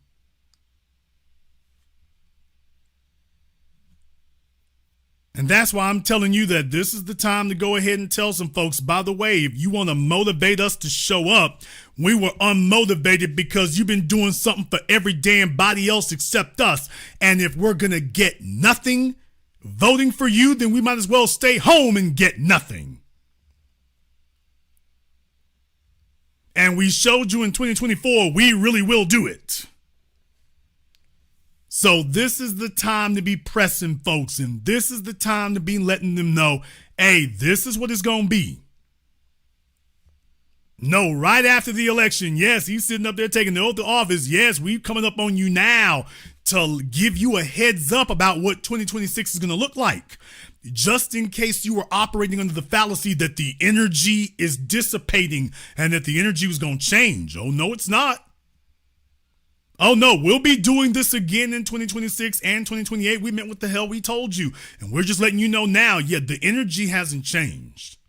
Yeah, we really are still on that. Yeah, we are.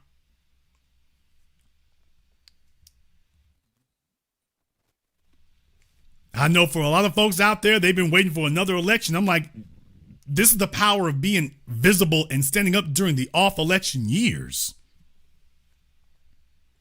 They're thinking about 2028. Some folks talking about 2026. We're talking about 2025. Because whatever happens to 2025 is going to determine what happens to 2026. The Democrats just acting as if, well, we'll just rely on Trump to offend or upset a lot of people. And then all we have to do is say, well, we're not Trump in 2026. It won't work that way for you either. It won't work that way for you either. We'll sit back and let Vivek Ramaswamy become governor of New York. Damn! What? If you think that's a game, if you think that we're going to sit up here and support, well, we ain't doing nothing for you. We're victimizing you too, but you don't want Vivek to win, do you?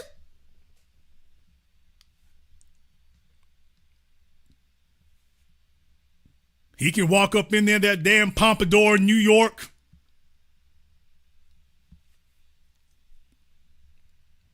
Looking like Prince's bastard son.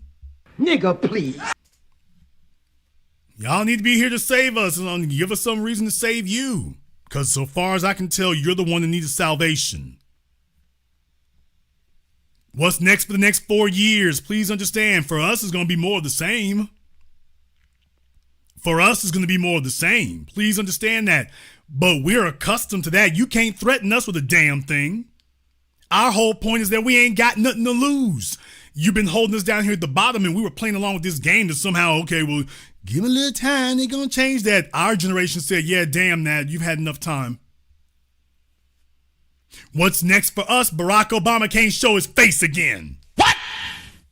What's next for us is that Barack Obama can't show his face, y'all. That's the next thing. Barack Obama and the same crew of tragic mulattoes, that ain't gonna work. You're not going to be able to bring Kamala Harris into the black community, including the black immigrant community. What? Oh, yeah. Please understand that that is what is next. You are going to see the fruit being born from the tree of the work of the last few years to let everyone know that it is time to get on code. And that we are going to be unapologetic about it. We have done that, and that has been an essential ingredient of it. We will continue to do so because it is necessary. You have had those who have already gotten on code with us, and you're only going to have two types, those that are already on code with us and those who are going to get on code with it. But that is the next thing that you're going to notice there. By the way, these other folks ain't going to be able to show their faces like they were before. Because power does not respect weakness. Power respects power. And even though some of y'all think we've offended folks, Trump has no problem offending people. He lets you know where the hell he stands. What people are doing is checking to see, is this a core principle that you will stand by? This is a core principle that we're standing by. So it isn't us who have to change.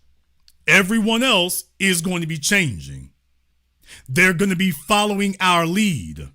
Some of them happily, some of them begrudgingly, but they're going to be following the lead.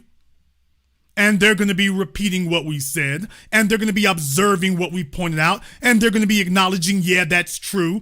I might not like the way Jason say things, but he sure does have a point. I'm like, okay, I can live with that. I'll take that. I'll take that. You're not going to be able to retread Barack Obama in 4 years. By the way, you're not going to be able to retread Michelle Obama either. What? You're not going to be able to dig her out of mothballs either. She's going to miss the inauguration, but the reason she's going to miss the inauguration is because she's done. Michelle Obama is done. Her and Barack are through. This was their Hail Mary to show that they had some type of relevance or some type of power. They're done. Nobody's looking for them. Nobody's asking for them. Nobody's checking for them. It's over. Steve Harvey is done. Damn! Don't look for that one either. Steve Harvey has been retired to the ash heap and the trash heap of history. The so-called celebrity Negro whisperer class, Steve Harvey, Ricky Smiley, D.L. Hughley, all the rest of the ass-kissing, butt-kissing Democrat shills who were supposed to deliver the black vote, they're done. They had one chance and one shot to make this happen. It's over. They will not be able to try. You can't lose as historically as you did and be able to resurrect yourself. You're through. Host your little TV shows, show up at your little sorority get-togethers, but you have no influence in the society at large. I see folks saying Roland Martin's name. Roland Martin is not on the way to being through. I told y'all that nigga was roasted 5 years ago. Damn! Welcome to Good Burger, home of the Good Burger. Can I take your order? Yes, I'll take one little fat bastard, well done and crispy. Cookie! Nom, nom. Forget about it. Roland's roasted. That nigga right there is sitting on pins and needles. He don't know what the hell to do. He's going to spend the next 4 years doing what he did for the last 8 years. No. All y'all had to do was give me money, and you could have won this election here.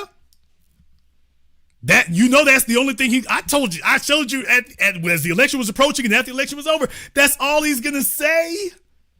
He's going to say you could have won the election if you had gave me money. The same thing he always does. Well, they gave you some money. Tell me how many percentage points your big ass moved with what they gave you. They gave you money. You should have gave me millions. I could have did mo if you had gave me some millions. And the only damn person who thinks that's a true statement is him. And even he doesn't believe it. You could give Roland Martin $100 million damn dollars. You're not going to win King County. All you're going to have is a big-ass bill from Uber Eats and Instacart. That's all you're going to have. What you will not have are any more votes. You won't have that. Roland the Bowling Ball was the one who told you that Georgia and Florida, oh yeah, and Texas, but particularly Georgia and Florida were going purple. How'd that work out? They're going purple. Roland Martin is looking with envious eyes at Van Jones. Roland don't like Van Jones, and rightfully so. He's like, they gave Van Jones the bag. Roland Martin is looking at Van Jones like, you bald-headed bastard, that's my bag. That $100 million you got from Jeff Bezos, nigga, that's my bag. Roland is mad as hell. He got to sit there and dance at the damn Essence Festival to get money to buy a new Mercedes Sprinter van. Could have picked that damn thing up on eBay for $14K. Van Jones gets $100 million and ain't got to dance one jig. He didn't have to dance one jig, didn't have to do one interview. Here, take $100 million, man. We like you. Roland Martin is sitting up there, I'm talking about the hardest working coon on the plantation, and can barely get a couple $100,000. Van gets $100 million, you get $100,000. Roland's like, wait a minute, my bag a little light. Van Jones' bag is heavy. Y'all get my bag's a little light.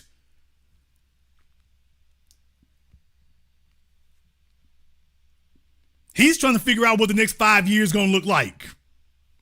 Because he's going to try to convince everybody that it's the end of the damn world. But at the same time, if he's not going to take the Democrats to task, he can't do anything with that either. He needs to beat the hell out of them, but he doesn't know what to do. Now, in Roland's case, I will tell you one thing. I predict that Roland is going to, if he does anything, he's going to beat up on the Biden administration. Because Joe Biden is done in politics, so Biden is safe to beat up on. So he's going to beat up on Biden, and he's going to beat up on Nancy Pelosi. But whoever it is who materializes as being next up from the Democrats, he's going to leave them alone. Now, I'm not sure who that will be at this point, because right now it's Lord of the Flies over there. Right now it's Mad Max Beyond Thunderdome over there. No one is leading the Democratic Party today. Nobody. Jamie Hairston, Chuck Schumer, no one is leading this thing. Hakeem Jeffries, no one is in charge. No one is leading. Nobody wants to lead it. People want to get in higher positions, but ain't nobody trying to be the headliner. So no one's running the Democratic Party right now. Hell, Joe Biden is in office and he's not running it tonight. What?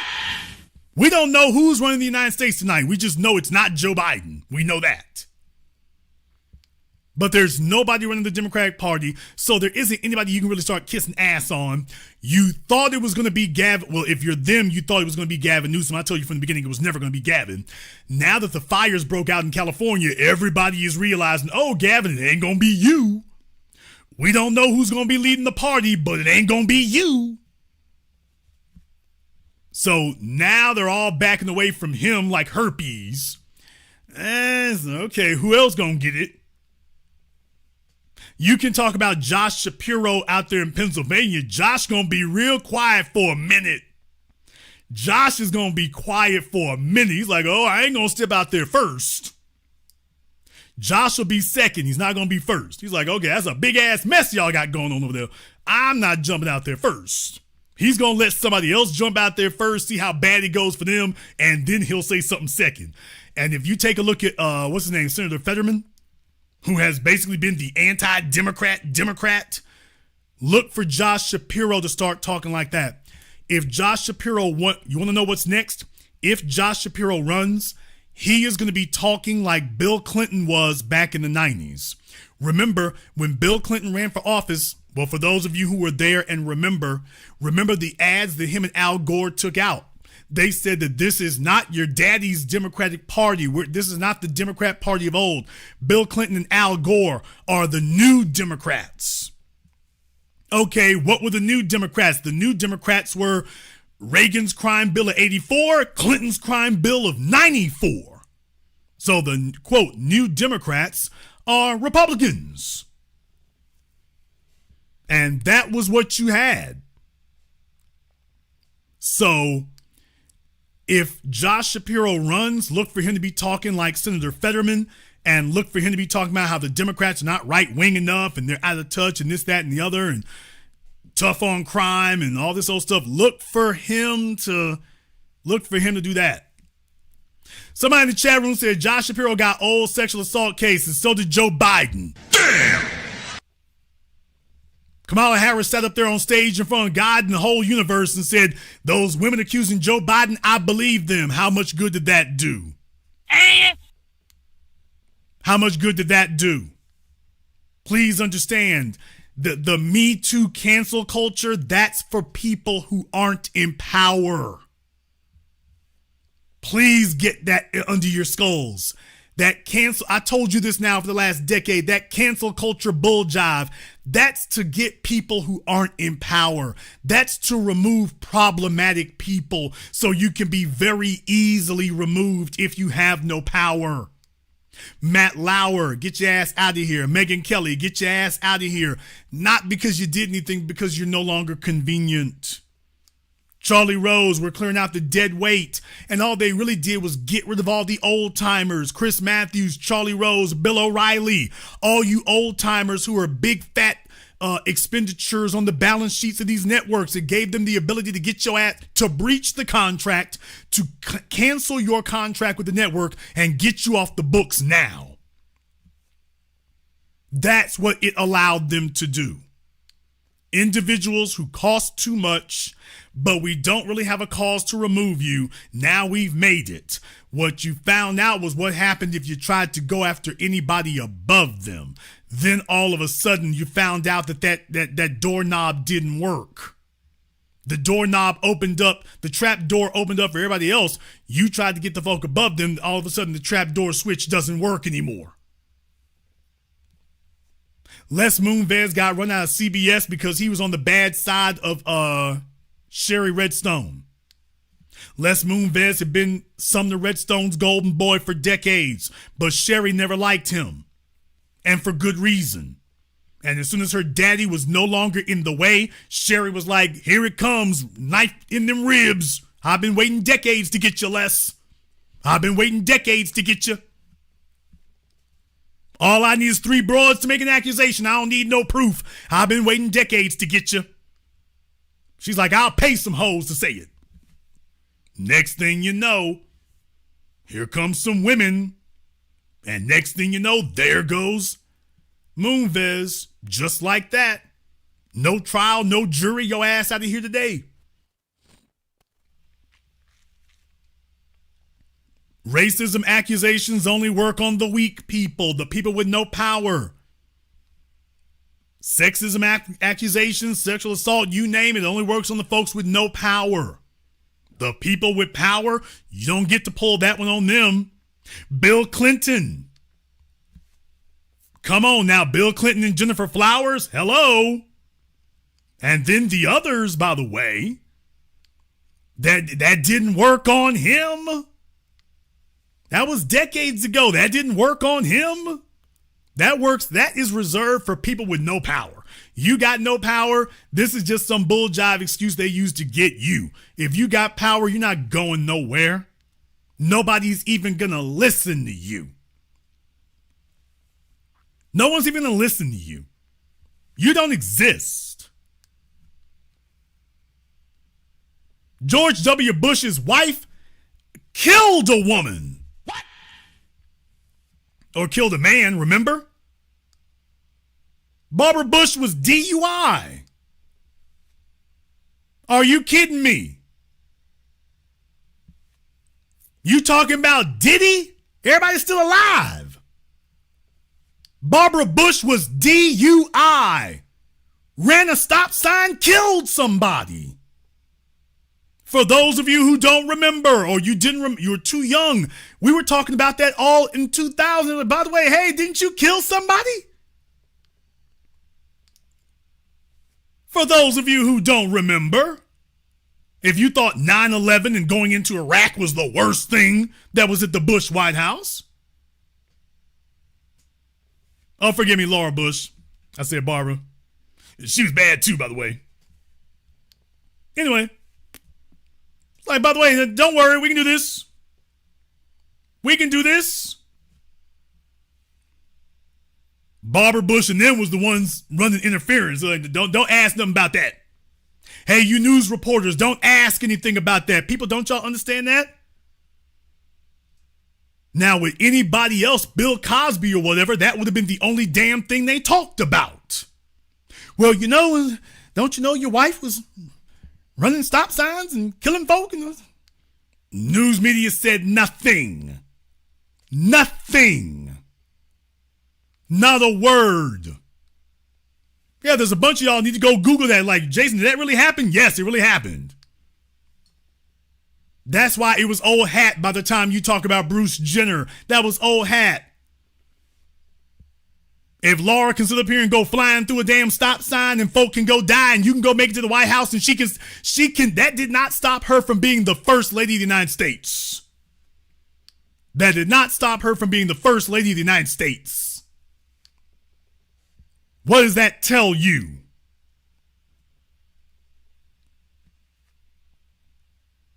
No, that's for the little people. That's for the people who are not in power. Well, Jason, he was George W. Bush. His daddy was George H.W. Bush. He was the son of a president. You ain't gonna pull that with him. You don't get to just walk up and go take down the son of a president like that. That's not the way that works. That doesn't work that way, especially if the media likes him. It don't work that way. You don't get to do that. So please don't be deceived. When you hear these things and it's real wacky and it's real crazy, yeah, that's something that would be an issue for you. That would be an issue for you. That is not an issue for people in power. That is not an issue for the people who run things. That's not an issue for the folk at the top. That's a tool they use for the people below them to clear you out. Pete Hegseth is going to be defense secretary if Donald Trump and the people in power choose to stand by him. They chose not to stand by Matt Gaetz. If they choose to stand by Pete Hegseth, he going. Please understand that. And they can talk about his ex-wife and cheating and this, that, and you can say all that mess you want to. If they choose to stand by him, he's going. He's going.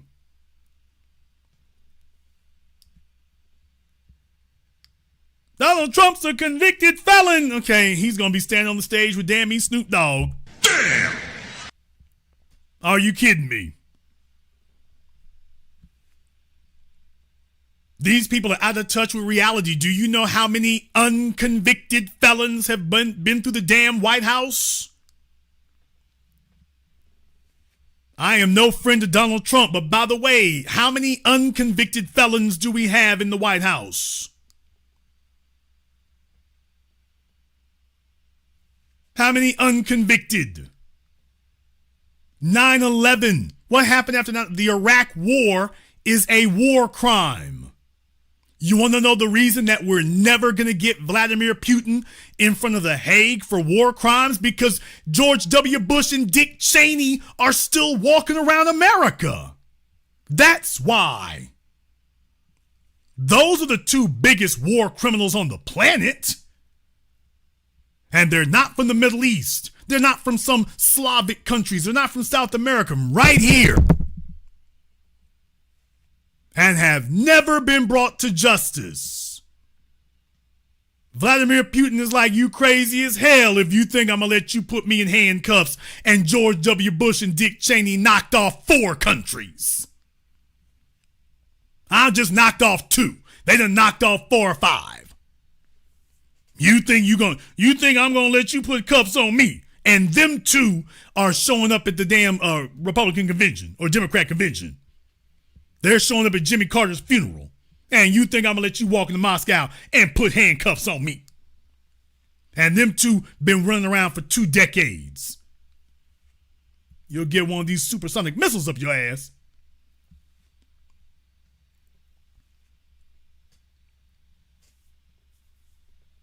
These folks are out of touch.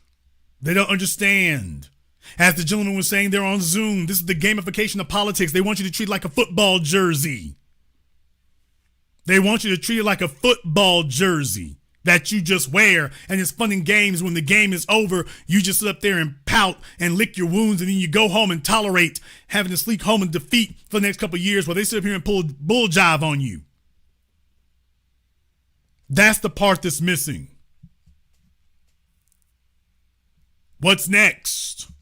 What's next is we are going to see in an atmosphere of upheaval, in an atmosphere where there's a scramble for the ball, there will be things that will happen. What's going to be up next? Donald Trump is going to revert to type. Please remember what I've told you all before. Please remember this. What's next? What's next is the Republican Civil War. And deal with it, nigga. Oh, damn right I'm yelling it because ain't nobody else telling it. What comes next is the Republican Civil War. They've already been taking snipes at each other in the last month before the man even got in office. Once he gets into power, please remember, people, power wrecks individuals and it destroys groups. It corrupts individuals and it absolutely destroys groups. You want to know the worst thing that happened to the Republican Party is being given power. Now that they're going to have power, they're going to be going at each other hammer and tong. They're already at it with their purity tests. They're already at each other's throats. And once they're put in positions of authority, let the bloodletting begin. It's going to be the purge. It's going to be the purge now that they've been given power. And they are, of course, unprepared, not ready for it. Ain't you worried about the next 4 years? How the hell am I going to be worried about a bunch of psychopathic, egomaniacal narcissists who now have been incredibly empowered? They're going to be going at each other more than any of us. Matt Gaetz was never going to be Attorney General. You know why? Because Matt Gaetz had already pissed off all the Republicans, from not just Kevin McCarthy. He was a member of the House of Representatives who had pissed off everybody in the House and the Senate. On the Republican side, the Democrats didn't even fool with him. It's the Republicans who didn't like Gaetz. Kevin McCarthy was like, you ain't going nowhere, you little sleazy bastard. Kevin McCarthy would have seen Kamala Harris be elected queen for life of the United States before he would allow Matt Gaetz to be Attorney General, dog catcher, or ice cream salesman. He does not dislike Matt Gaetz. He loathes Matt Gaetz. And McCarthy was just the loudest one. He was far from the only one. And they let Trump know from the beginning, we don't know where in the hell you picked it, why you chose this jackalope, except maybe he's from Florida and that's where you hang out at. He ain't going nowhere. You might as well go ahead and pull him because he's going nowhere. We don't give a damn if you won the election. He's going, not him. He's not going.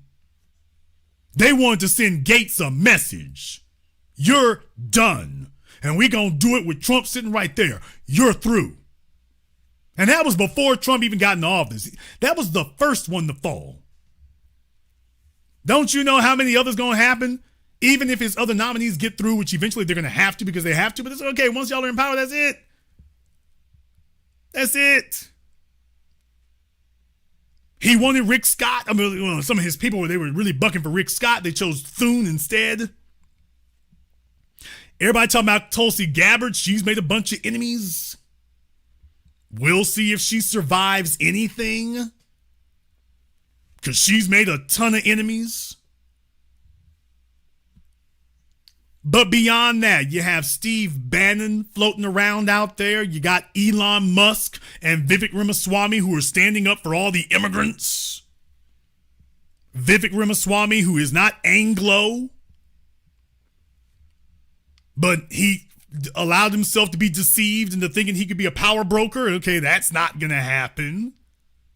What's going to happen when Vivek when it finally dawns on him that you've gone as far as you're going to go and they will not let you get any farther. Next thing you know, folks start turning into spoilers. They start going out like Nicky Barnes. I might not be able to run it, but I can damn sure wreck it. What happens when that starts occurring?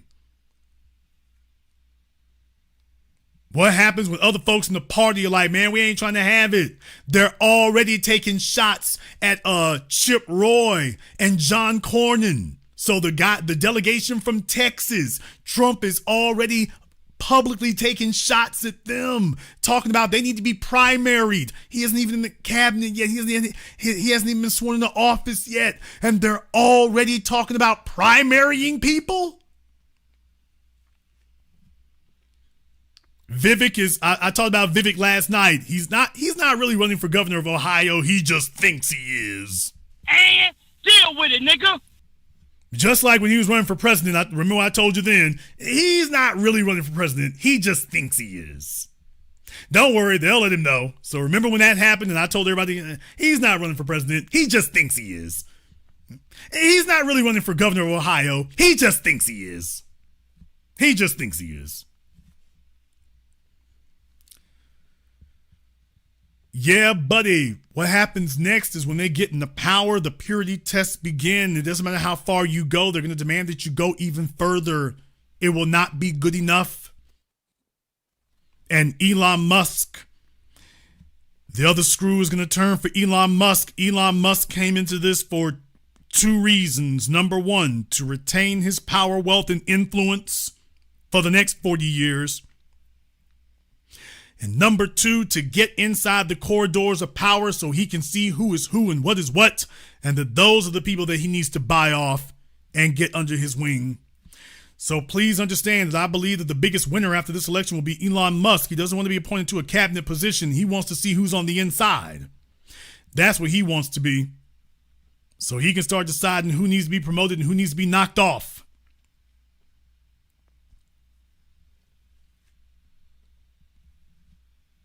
That's what they'll be looking for. And the Republican Party, by the way, the next thing you're looking for is they're going to be having their eye on 2026. 2026 will be the deadline date. Whoever is going to look to challenge J.D. Vance in 2028, they're going to have to start staking out their claim and staking out their real estate in 2026. So I do not know who among the Republican Party that will be. I do know that J.D. Vance is too weak to be able to carry anything on his own. If he runs afoul of Trump, and I predict that that's a very good chance that will happen, if he runs afoul of Trump in any way, Trump will find somebody else to support. Remember, he did it to Mike Pence. If you don't think that he'll stab his own his own vice president in the back, go ask Mike Pence how that went. So 2026, you're going to see whoever is going to start staking out their claim. That's going to be the person who's going to poke their heads up. Whoever got eyes on 2028, they're going to have to do it by 2026. It could be Ron DeSantis, but boy, I mean, Ron probably doesn't have a choice but to attempt it. However, Ron DeSantis is only slightly more popular than COVID.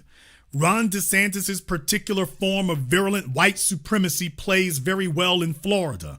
The problem is he is neither as entertaining nor as popular as Donald Trump is, and that's why it doesn't work. Ron DeSantis is eminently unlikable.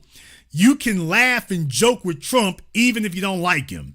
You can't even do that with Ron DeSantis. He looks like you being in his presence annoys him. Remember when we showed his black Surgeon General of the state of Florida, and he was standing behind the man like he was annoyed that the man was even there. You were there to introduce him as the Surgeon General of Florida, and you looked like you were annoyed that he even showed up at the press conference that you were announcing him for. You look like you were annoyed he was even there, and he looks like that all the time. Ron DeSantis is a genuinely unlikable person, and you can get away with that in small pockets or in limited areas, but when you have to cover 50 states of completely diverse areas, and you're a guy who ain't from our part of the world, and we need to warm up to you quickly, Ron DeSantis is not a likable guy. The same way that Ron DeSantis might be a competent legislator, but he is an unlikable person. Rudy Giuliani was a very competent legislator. I mean, I know he was mayor, but he was a very competent legislator, a very competent politician, and an eminently unlikable person. So whereas New York City was willing to accept him because they understood him and they knew that was the remedy they needed for their specific problem, Rudy Giuliani was not the remedy for everywhere in America. So he had to get people to like him, and there was nothing to like. He's an unlikable person. Ron DeSantis is just an unlikable human being. Donald Trump is somebody that you could actually like if you can overlook his white supremacy. He's somebody you could actually like. These other guys aren't. And that is also what I predict will be the trip up for J.D. Vance. He's an eminently unlikable clod too. And the more he talks about anything that's not MAGA, the worse it gets. Just like Vivek Ramaswamy, J.D. Vance is articulate, but you're also an ass. And that's not going to work for you. So Ron DeSantis, yeah, he might take another spin. He might spin the block again, but it's not going to help him. Nikki Haley, she may try to spin the block again too. She's another unlikable individual. She looks like the ex-wife who tries to take your ass to the cleaners. Damn! Nikki Haley looks like your no good, slimy ex-wife. She went to law school and she's in court using every trick in the book to try to clean you out, to try to keep you from having visitation with the kids, to try to see if she can take your inheritance from you in court. She looks like just the worst female you could ever have had a marriage with. Like you married her because, quote, she was smart and intelligent. And then you found out what happens when that turns against you. And you just realize, oh, you're Cruella de Vil. You're just a vile person. You're horrible. The only thing you could do is be a bureaucrat. But we certainly don't want you making personal decisions for us, so we can put you in positions of power. They just need to be very limited positions. She looks like the kind of chick who would literally walk up into court and say, Your Honor, he just shouldn't get to see the kids. Okay, Miss Haley, can you justify why you think he shouldn't see the kids? Your Honor, he didn't do what I said. He didn't wash the dishes. He didn't wash the dishes. He didn't vacuum the carpet. He wears funny colored socks. And I told him, Your Honor, he shouldn't see the kids because I told him, stop doing that. You're not presentable. Stop doing it. So, Your Honor, when you think about it here, I mean, do you want children being raised in such an undisciplined environment? Okay, we'll give him 50-50 custody. No. I should get 100% custody. You don't want kids walking around with funny colored socks, do you, Your Honor? He doesn't eat broccoli, Your Honor. I told him he needs to eat his broccoli and asparagus, and he won't do it. So just an ass like him. No, he doesn't need to see. First of all, he shouldn't have any children. I don't know what I was thinking by letting him impregnate me. I'm the best thing that ever happened to him and the children, but he shouldn't even have children, and he certainly shouldn't have access or custody to them. So, Your Honor, I think we should do that. And as a matter of fact, I'm prepared to fight this for the next 10 years. Damn! If you were in court with a child custody hearing against Nikki Haley, I can see her saying that to you if you're her ex-husband. Your Honor, I'm prepared to fight this for the next 10 years. I can see her saying that. I will be back here. I'll be back here every year. I'll buy a new outfit. I'll be back here every month. We will have a new hearing, a new examination every month. I can see her saying that. This is a woman who was denying slavery. This is a woman who denied slavery. The most notorious event in global history, and she was denying it. That's an eminently unlikable person. The only place she thinks she can be president of the United States is in her fantasies.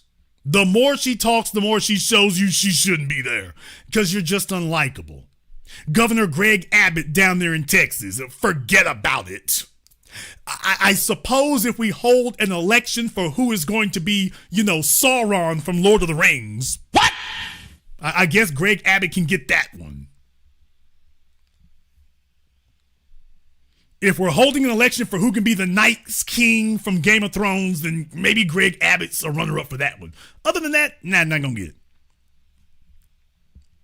So, for the next 4 years, among the Republicans, mark my words, I'm the first person who said it. I'm the only person who keeps banging this drum. When January 20th, I'm saying January 20th because they already started. Folks, please understand, the Republican Civil War kicks into full gear tomorrow, MLK Day. Donald Trump takes the oath, everybody else takes up arms. The Republicans start going at each other tomorrow. They start fighting over who's going to win, who's going to be anointed. Some of the younger ones or more ambitious are going to be fighting over who's next up in 26 and who's going to be up in 28. And remember, you're going to have to start undermining J.D. Vance in 2026. I'm explaining to you all how this will work. You can't win in 2028 if J.D. Vance is strong in 2026. So if you're going to win in 2028, you're going to have to start undermining J.D. Vance in 2026. Marco Rubio is the one to watch. If Marco Rubio does like so many secretaries of state do, he runs for 2 years, he is uncontroversial, he doesn't make a bunch of dust, he resigns in 2 years, he steps down as Secretary of State in 2 years. Secretaries of State do that very often. Marco Rubio is the one to watch. If he steps down as Secretary of State, look for him to run in 2028 to show everybody I'm the candidate who can actually win. JD cannot. Also because JD is going to be forced to make so many enemies. In order for him to stay booed up with Trump, he's going to be required to make so many enemies. So if Rubio's going to run, look for him to fall off here 2026. Look for him to step down and look for him to spend 2026 to 2028 letting folks know, by the way, I'm much more likable than Ron DeSantis. Much more likable. Hey, Jewish community, throw that money over here. Throw the bag over here. Throw the bag. I got your back. Throw the bag.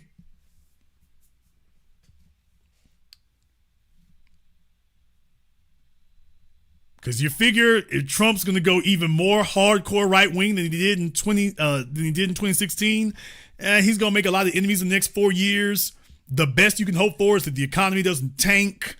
Marco Rubio falls out, and then he makes his run for 2028. Ron DeSantis is going to make some noise. That will very quickly get stomped out. Nikki Haley's probably going to circle the drain.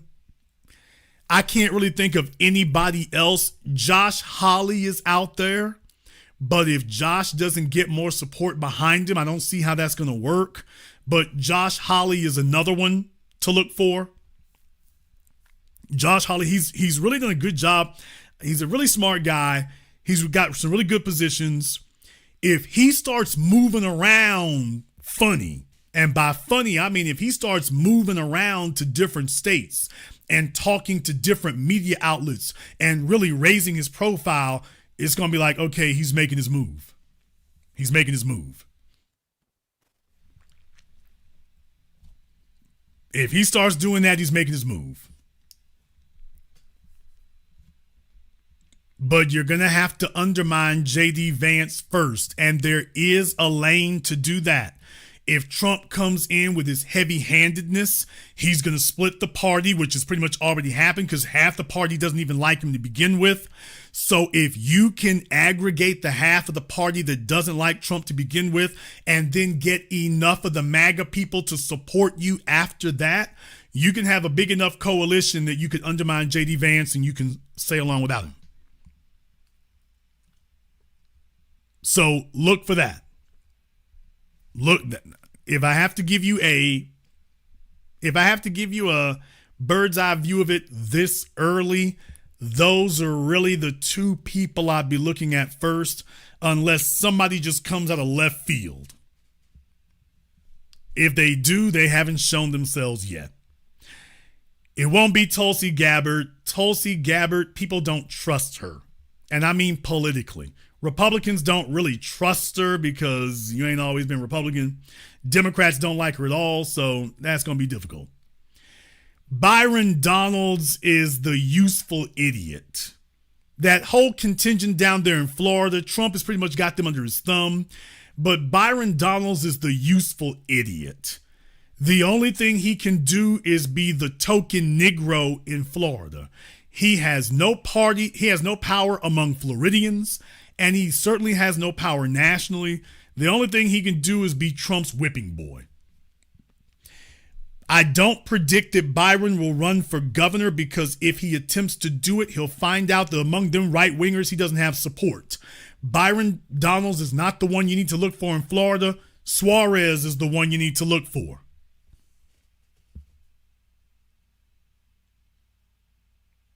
Byron Donalds is not going to be that dude. They're not going to let that happen. He's useful to a certain extent, but that's going to be all it is. The former mayor of Miami, Suarez, that's the one you need to look for. I've been telling you that now for years. Didn't do so great when he tried to run for president. Then again, that wasn't a good idea. I think he just did that to raise his profile. Suarez is the one you need to be looking for to run for the next governor of Florida. That's the one. We're about to find out what happens. Suarez is going to tell us whether white Anglos or white Latinos are going to run things in Florida. Ron DeSantis has been the faux Latino all this time, and I've been talking about this now recently, in that he's talking about going after illegal aliens, but he's not talking about arresting the white men who recruit them. So he's been doing that faux Latino thing here for the last 7-8 years. Suarez is the one who's going to show us whether Florida is going to go white Anglo or white Latino, and Suarez can do it. Suarez can do it. I don't think going for Senate is in the offing because Rick Scott is not going to stop being a senator, and they just made the Attorney General of Florida, DeSantis, just named her to take over Marco Rubio's Senate seat. So I don't see a lane for Suarez to run for Senate, and I don't think he wants to run for Congress either. For those of you who didn't know, House of Representatives, Congress. Anyway, I think he wants to be governor. And that's the right move for him. He can be governor, and then if he wants to run for president after that, maybe he can make that run. But I'm looking for Suarez to announce he wants to be governor. For that reason, he's going to have to cut the legs out from under Byron Donalds. Even if Donalds wants to run for governor, he's going to have to get over Suarez first. That's the problem with Donalds. Yeah, you're the useful Negro to an extent, but you're going to have to get over Suarez first. Ted Cruz is still in play in Texas, but he's not going anywhere else. So Ted Cruz is what he's doing right now, senator in Texas. That's what it's going to be. It's going to be that. Now, you notice what you all are not saying. You're not naming any Democrats. Nobody is naming any Democrats. Does that tell you how in disarray that damn party is? Barack Obama, the last time we saw him, he was booed up with Trump. You don't see Barack Obama talking about anybody else. Michelle Obama talking about anybody else. The national media talking about anybody else. They're literally not naming anyone. They're not naming anyone. That tells you a lot right there, doesn't it?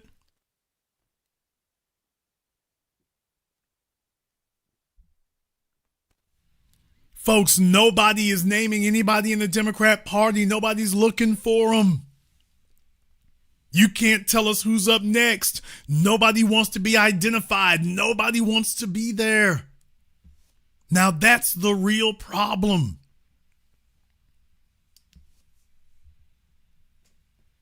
And this was what we wanted the whole time.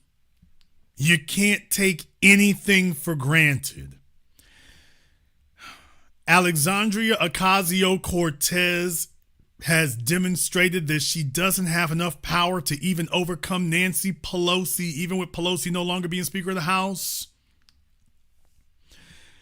Let me tell y'all something about Wes Moore. Wes Moore, the only reason people are saying his name is because he has not been vetted and he hasn't been tested yet.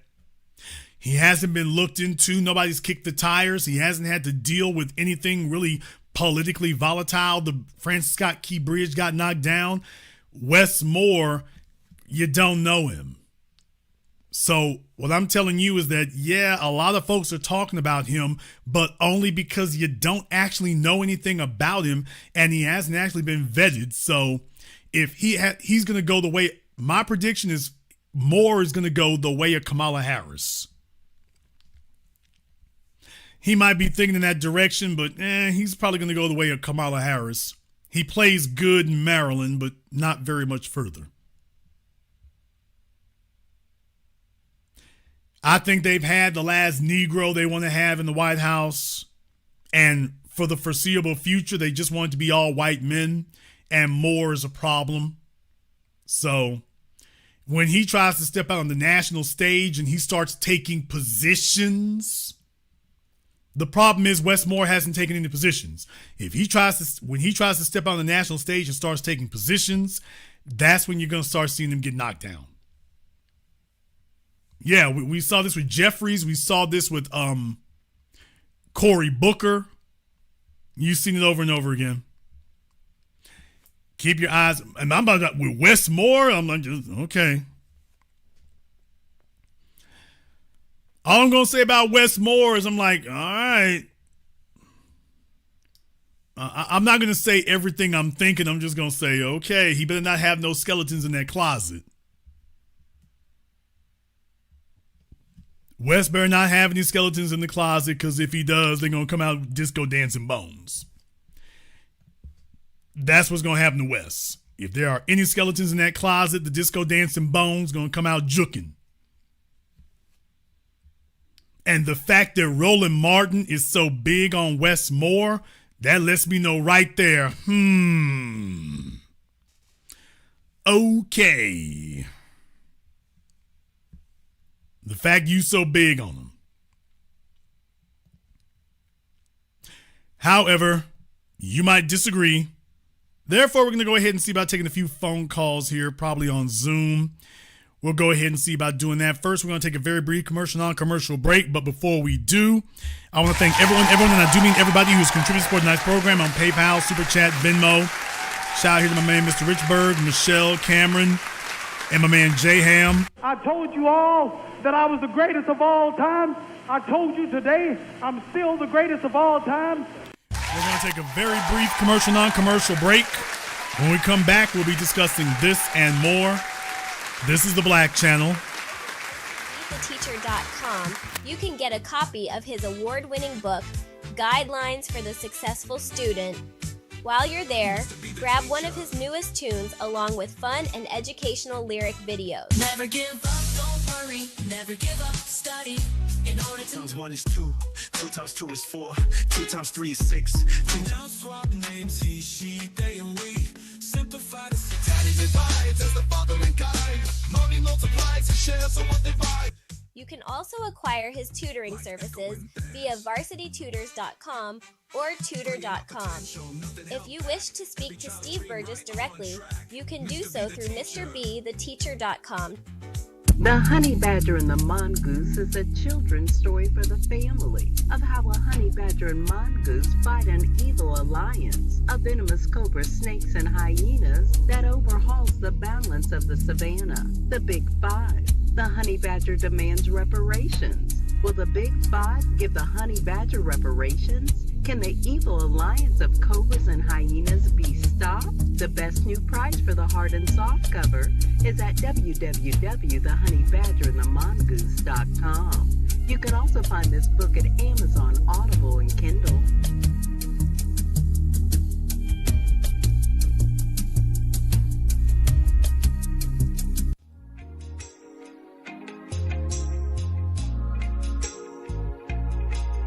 order yours today to experience all the benefits of Ash Kickin' Body Butter. With skin so smooth and soft, you'll thank us for it. Shop Ash Kickin' online. That's ASHKICKIN.com.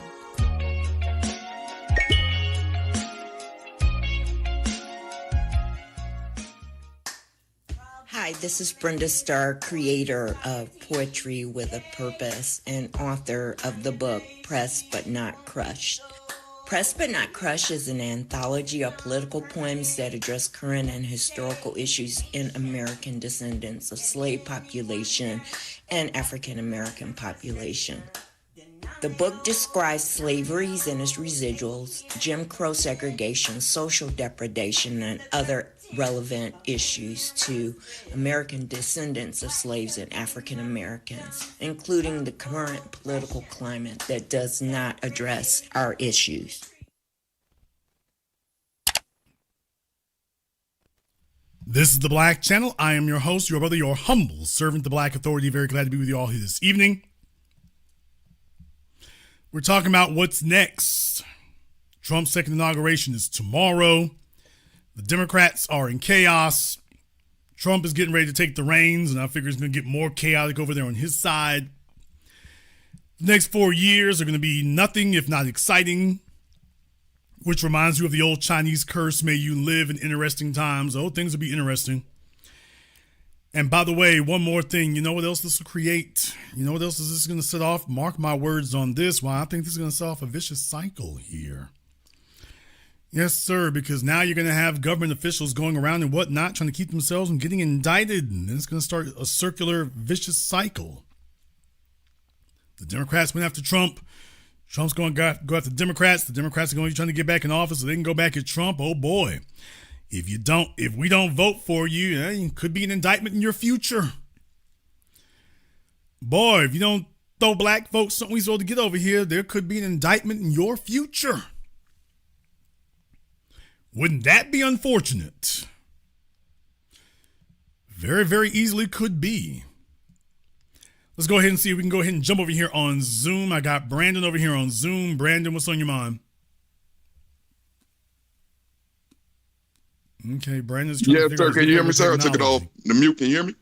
Yes, sir, Brandon. Please remember, sir, we do one phone call per weekend. Oh, I apologize. I thought I was on the other channel, and my apologies. Thank you very much for giving us a call tonight.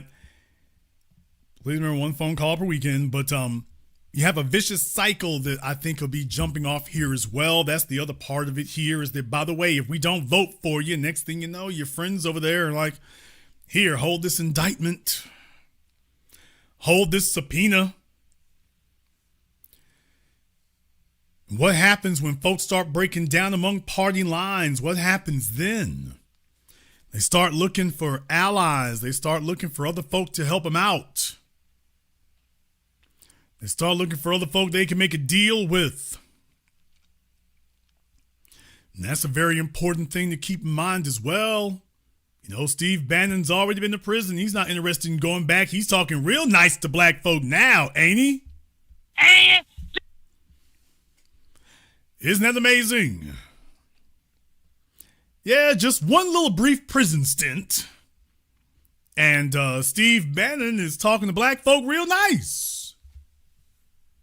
Wouldn't it be nice if you guys could talk that way without having to do some time? But by the way, all he had to do was a little brief prison stint, and all of a sudden, he's black folks' best buddy. And all I'm thinking to myself is, well, you know what? I wonder if the rest of you would get an attitude adjustment after a few months in prison. Damn! Yeah, maybe the rest of you need to spend a little time behind bars to soften up your attitude a little bit. Maybe that would help you. Maybe if you spend a little bit of time cooling your heels, maybe if you got to sit down for a little bit, maybe you'll come out with a brand new perspective on disrespecting that black vote. For those of you who were thinking that this was just all theory, y'all don't really know what's going on. You can't really predict that properly. Steve Bennett's come out, boy. He's like, by the way, we got to look out for black folk here. I mean, you got to watch out for them black jobs in Silicon Valley. The immigrants getting them black jobs. I'll be damned. I'm like, you know what? Maybe if J.D. Vance do 6 months. Damn. Maybe if J.D. Vance and Vivek Ramaswamy do about 6 months. Maybe they'll come out with a little sweeter attitude. It could happen. Let's go ahead and jump over here on Zoom. All right, we got Brother Elijah here on Zoom. What's on your mind, brother? Hey, good evening, big brother. How you doing? All right, I think it's snowing up there in New York right now. It is. Yeah, I think it's coming down up there. So my folks up there in New York, the storm, that winter storm is coming through. It's throwing snow all over the place. So New York is getting it. Bunch of other folks are going to be getting it. I don't know. I might do another broadcast this week because I know a bunch of y'all are going to get snowed in. It might snow down here, but a bunch of y'all might get snowed in. So I might do another broadcast simply because y'all are getting snowed in. So that's the other reason I wanted to be here tonight. So I know it's snowing in some of these places. So we're going to see about keeping you some company.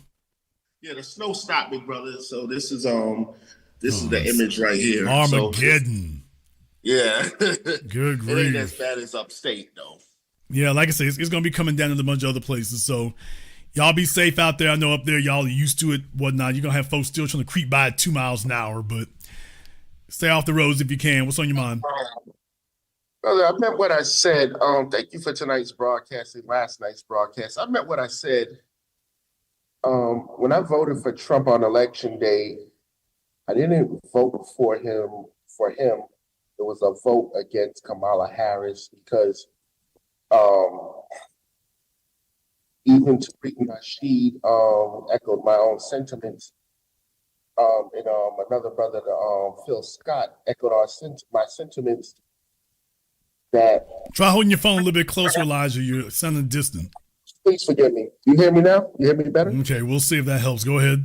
Okay. That woman literally scared me to death. Okay, because to have a woman that high in a office, she's disrespectful to black people. And then, God forbid, she would rely on her emotions, not logic, and everything like that. She would get us into a World War III.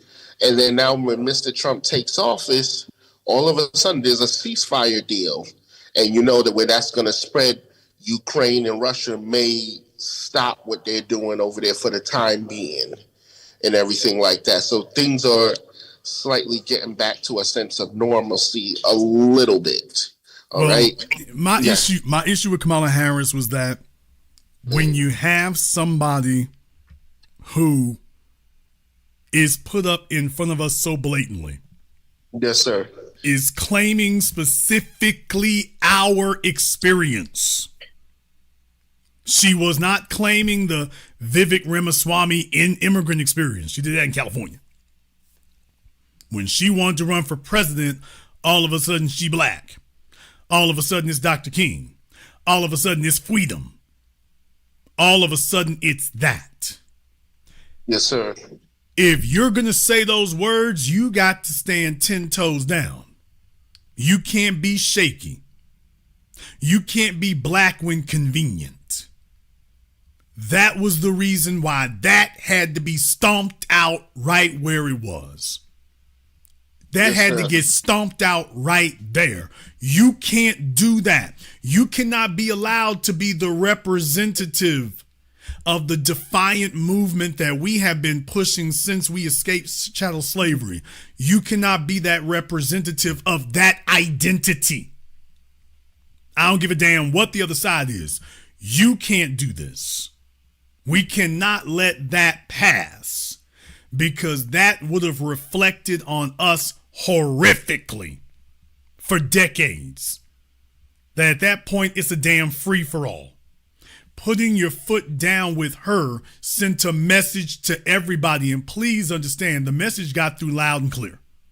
They got it. That's why, remember, I told you, they keep going for some mixed person to keep throwing in front of us because they know that historically, the mixed person, everybody else bowed to him. They saw the mixed person get run out the room and Barack Obama get run out the room right after him. They got the message. They got the point. So more than anything else, and never be afraid of folk getting elected. Please don't be afraid. Be wary, of course, but don't be afraid. Certainly don't be frightened, because you don't want to vote out of fear. You don't want to make any decisions out of fear. You don't make decisions in life because you're afraid. You might feel something, but you don't make decisions based on that. You make decisions based on information, analysis. You know, those are the only decisions you live with. You make decisions based on emotion or reaction, and you're usually going to make a wrong one. But in her case, we had time to check her paperwork for 5 years. We had seen everything. Kamala Harris, and I said this in 2020, Kamala Harris should have spent that 4 years undermining Joe Biden. Joe Biden sent you down there talking about that border. She should have spent the whole damn time talking about how the border is messed up and the powers that she needs to use, that she needs to have to be able to fix it. She should have been going at Mayorkas. She should have been going at Biden. If she had done that, then she would have been the candidate to back in 2024.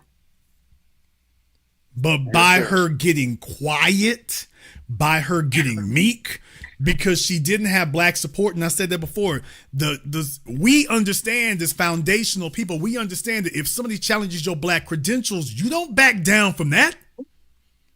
You never back down from that. If somebody challenges your credentials as a black person, you don't ever back off of that.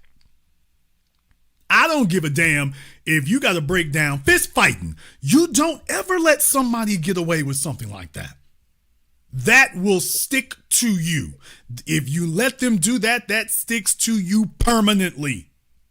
So when Kamala Harris's black credentials were challenged in 2020, she should have spent the next 4 years getting them damn credentials together. And getting them together does not mean a bunch of hokey ass celebrities. Those are not real people.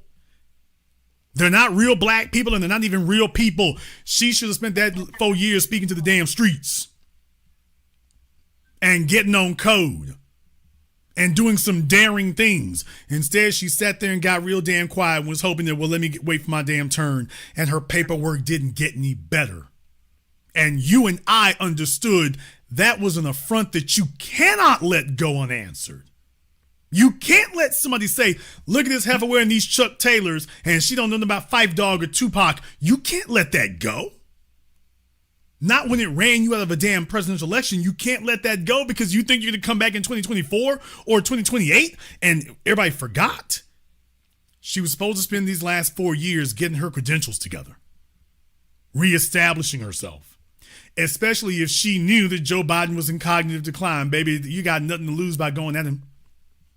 Yes, sir. You have nothing to lose by standing for yourself and going at him. All she really did was reinforce our worst assumptions about her. And when she was put in the driver's seat, she was in worse condition than she was in 2020. Yes, sir. I wanted to make a point, big brother. You said something earlier about her running for the governor of California, and it kind of ties into your masterpiece broadcast of last week with the California wildfires. When I was over there in Los Angeles and I didn't smell or see any of the smoke, and truth be told, them Californians over there, big brother, they're not gonna learn. You want to see the definition of a blind electorate?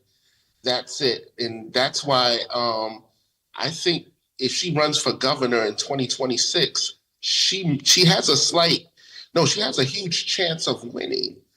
All right, what do you think about that? I mean, well, if she has to go up against Gavin Newsom, sure. Remember, they got rid of Gray Davis and voted in Schwarzenegger. So California does have a precedent of getting folk out of there if things just go wacky, if it goes wacky on your watch. So Gavin Newsom is done. However, I also see Kamala Harris as just too vulnerable because I think a lot of folk are just unhappy with her performance as vice president and her race as president. So yeah, California is home turf, but is Willie Brown going to back her? Does he have to anymore? Gavin Newsom, is he going to back her? Does he have to anymore? Does he have to? No, he don't. And his name is mud in these streets with that reparations stunt he pulled in August. So I don't even think his word matters anymore, period. Yeah, in Kamala Harris's case, that's going to be a tough hill to climb in her case because she has the stench of the 2024 election on her. What is she going to do? Is she going to backtrack on the illegals thing now? What is she going to do? Is she going to backtrack on the trans thing now? What's she going to do? Yeah. And California is well accepting of that behavior anyway. So. Yeah, but she's already taken counter positions to it. So which will the real Kamala Harris please stand up? Will the real ones please stand up? I mean, that's going to be a tough thing to sit up here and walk backwards now that you've taken those positions. So she's going to have some splaining to do. Even in the best of circumstances, when she gets back to California and wants to run again, she's going to have some splaining to do. She's going to have some stuff she's going to have to clean up. Right. Now, I'm not saying that they won't, but she's going to have some stuff to clean up here. Yes. In the chat room, Isaac needs to give us a call up here on Zoom. I'm going to land my plane after this statement. I don't think any of the rappers who are performing for Mr. Trump, I don't think that's a bad thing. And then especially brothers and sisters are beating up on Nelly. And I saw Nelly's response to the backlash he was facing. And Nelly was cooking, talking about the crime bill and everything like that, and everything. He said that he was naming all the stuff that came from the Democrats. Now, he has his ways, but particularly Nelly. And then Snoop Dogg, I can't blame Snoop for performing for Trump, especially when Trump in his first term, let out Harry O. What you think about that, big brother? And I'm going to land my plane there. Look, like I said at the beginning of the program here, for the celebrity class, we found out how influential and consequential they were during the 2024 election. None. Yes, sir. Everybody in Hollywood, everybody in music world, everybody from Spotify came out to support Kamala Harris, and it helped how much? What they learned is they're not as influential as they thought they were. And number two, there's nothing to lose. The Democrats can't punish you. There's nothing to lose by joining the winning team. Yes, sir. I mean, they're mercenaries. Entertainers are mercenaries. They go with who they think gonna win. And yes, as Bronn said in Game of Thrones, it's like, if you see, we're sell swords. If you see, we fight for the winning side. If you see us running, you're not on it. Yes, sir. So, okay, they're mercenaries who join the winning side. And if you see them running away from you, that's because you're no longer on the winning side. And that's it. He's going to be there for the next 4 years. There's nothing to gain by fighting him at this point. You're not going to sell one more record. You're not going to redeem Kamala Harris. What do you win by fighting Trump? I mean, the inauguration is going to be broadcast around the world. What do you gain as an entertainer by refusing to perform in front of the world right now? Ain't nothing else going on? I mean, yes. If you're not going to be on the Super Bowl, because Kendrick Lamar and they all done rigged that, but by the way, Detroit Lions, all my Detroit Lions fans, I'm not going to say too much about. We had a little discussion. All my folk in Detroit. By the way, I saw what happened. I'm not going to be petty, Detroit, but we just gonna leave that alone. So, all my Detroit Lions fans, you have my condolences. We're not gonna dig that back up, but you have my condolences. Let me go ahead and see if I can get Michael up here on Zoom. Yeah, my Detroit people's give me some. I think I got a post on my page about that. My Detroit people's give me some problems a few weeks ago, but we're gonna let that lie. All right, we got Michael here on Zoom. Michael, what's on your mind? Before our Black so-called leaders in the CBC can address our agenda, they have to get the okay of the white party hierarchy. So what kind of leaders can they really be? Look at Clyburn. He was there for like 30 years and delivered nothing, yet black people voted for him. Look at this Jasmine Crockett. She's going to be the next Maxine Waters, going to warm that seat for 30 years and not do anything. Now, what Schumer doesn't have to check with anybody before he delivers anything to his constituency, but our so-called leaders have to check with the white boy to see if it's all right to support our agenda. And come on, brother, we can't live under those rules. Yeah, I mean, look, okay, what happened? James Clyburn and whatnot. First of all, remember who chose them, the civil rights generation. So James Clyburn, Elijah Cummings, all that old group there. The civil rights generation, vote blue no matter who, and then let them come down to the fish fry and the church, checkers game. So, yeah, now you've got a new group of people who have a different set of priorities. It will not be as easy to keep doing that. This last election showed that. You're going to start seeing this perpetually get more difficult in more places. If you want the black vote, the same old same is not going to do. So Jasmine Crockett, like I say, you know how I am about when Negroes start performing. And Jasmine is one of these performers. So she gets out there, she's trying to be on social media, she's trying to be seen, and her job is to perform. But I don't think that she's doing it on her own. Let me explain.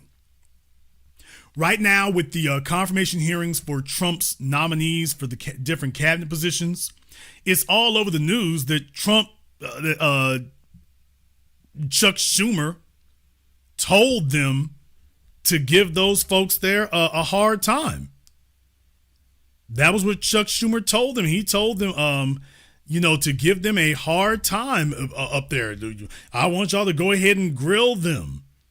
That was what he said, and that's what they've been doing. And I also think that that's what Jasmine Crockett is there for. I think that, let me go ahead and put this up on the screen, as a matter of fact, here from Fox News back in the 13th. So you all know I'm not making this up as I go along. On your screen here, make sure I got that up there. All right. On your screen, you can see that from Fox News. Schumer directs Dems to put pressure on Trump nominees ahead of confirmation hearings. Democrats believe hearings are an opportunity to dig into Trump's nominees' backgrounds. So Schumer told them to be aggressive with Trump's nominees and to really give them the business. And I think that's what he's told Jasmine Crockett too. That every time you turn around, that she's always going in Marjorie Taylor Greene. Every time you turn around, you got that. So she's their black female counterpart to Marjorie Taylor Greene. They feel like Marjorie Taylor Greene represents the MAGA wing and that Jasmine Crockett is their solution to her. So Marjorie Taylor Greene is always being rude and out of pocket and uncivil. And now they've got their own female who will be rude and out of pocket and uncivil. And that Chuck Schumer has told them, okay, Jasmine's going to be our attack dog. So she's going to be the one who gets a bunch of headlines and social media, and we're going to protect her. Otherwise, who do we have to go at Marjorie Taylor Greene?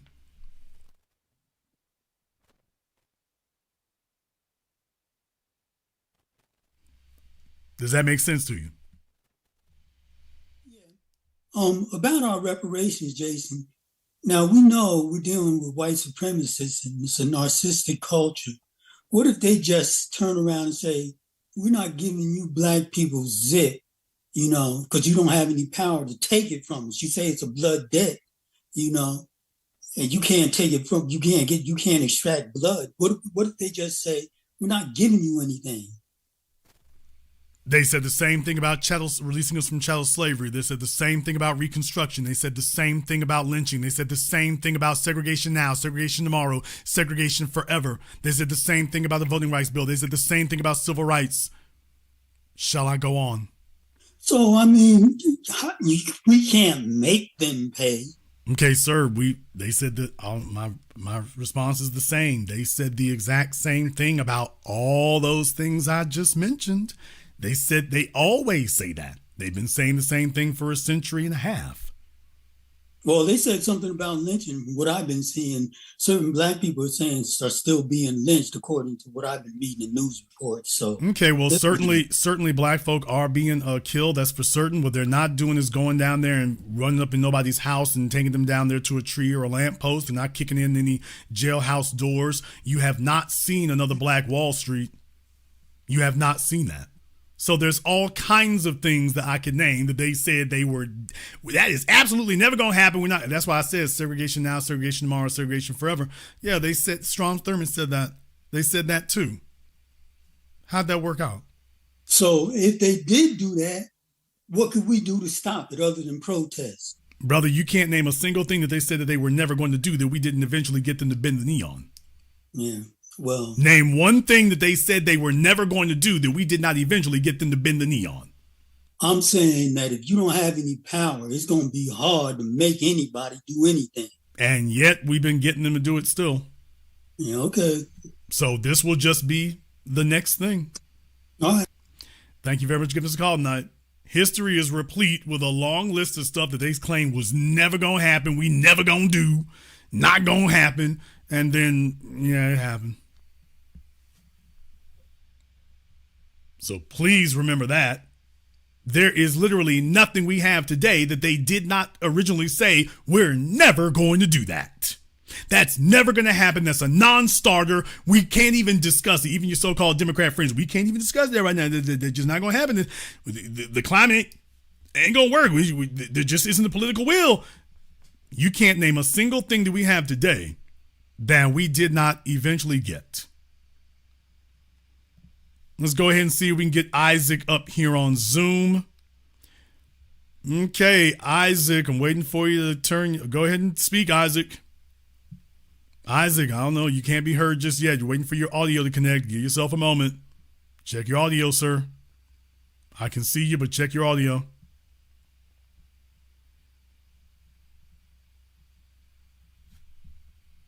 Okay, Isaac is working on this newfangled technology. Jason there you go, Isaac.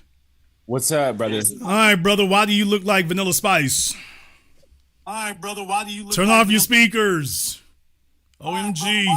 Off your speakers. Turn off your YouTube, sir. Yeah, man. Sorry, I'm a light-skinned brother. I don't look like Vanilla Spice. I'm Vanilla. Okay, brother. You look Dominican. No. I'm Black American. I'm Canadian, and I just want to holler at you because like that's what I was saying is like that why are we still like beating a dead horse? Like Kamala Harris is like cooked, like she's been done, but dude, like so tomorrow is like MLK Day, like Trump Day, everything, and like why dude, like Elon Musk is like corny and like weird and stuff, and like why are we not going in on them and stuff? Well, first of all, we have, but second of all, why would we not discuss the Democrat Party? They're still there. I mean, I'm not sure how you think American elections might work, but Chuck Schumer and the Democrats are all very much still there. Yeah. Sorry, man. I'm getting feedback on my thing. Maybe if I get like a Okay, you probably want to take those headphones out. He thinks that's what I'm saying. Like, there you go. Why are we beating a dead horse over its head? Like, Kamala, because the horse isn't dead. But she's cooked though. That's so weird to me, dog. But sir, the horse is not dead. I literally started off the program by saying she wants to write a book and run for governor of Florida. Why are we still doing this goofy?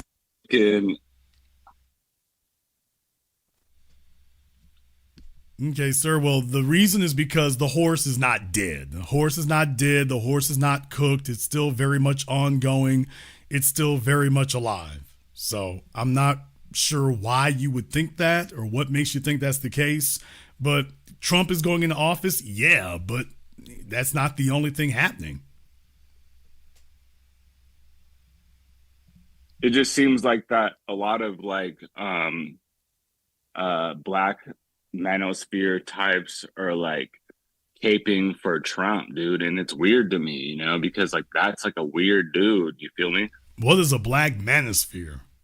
Sorry, not sorry. I wasn't telling you that you're a black manosphere dude, but no, I'm asking you what that is. I don't understand what it is. Yeah. Black manosphere is like these black dudes that like hate on on single mothers, and like they'd be like, oh, like like we, like it's like the whole thing, and like so like that's what I was saying is like I don't know like the Trump thing is like weird to me. Like, I don't know. Like, I think that like, the best thing that I could tell for like black men is just keep their head down, just fucking work, get your money up and stuff like that. But like, dude, all this like Kamala stuff and like we're past that. It's like, let's fucking like, dude. And like, shout out to you, Jason Black, man. Like, I really got onto your channel, like, especially with that Celtics, like, when you were going in on like the Celtics, like when like all these like people were like going in on like, oh, like we won the NBA championship, like yo, like yeah, like so like I know that you do good work, but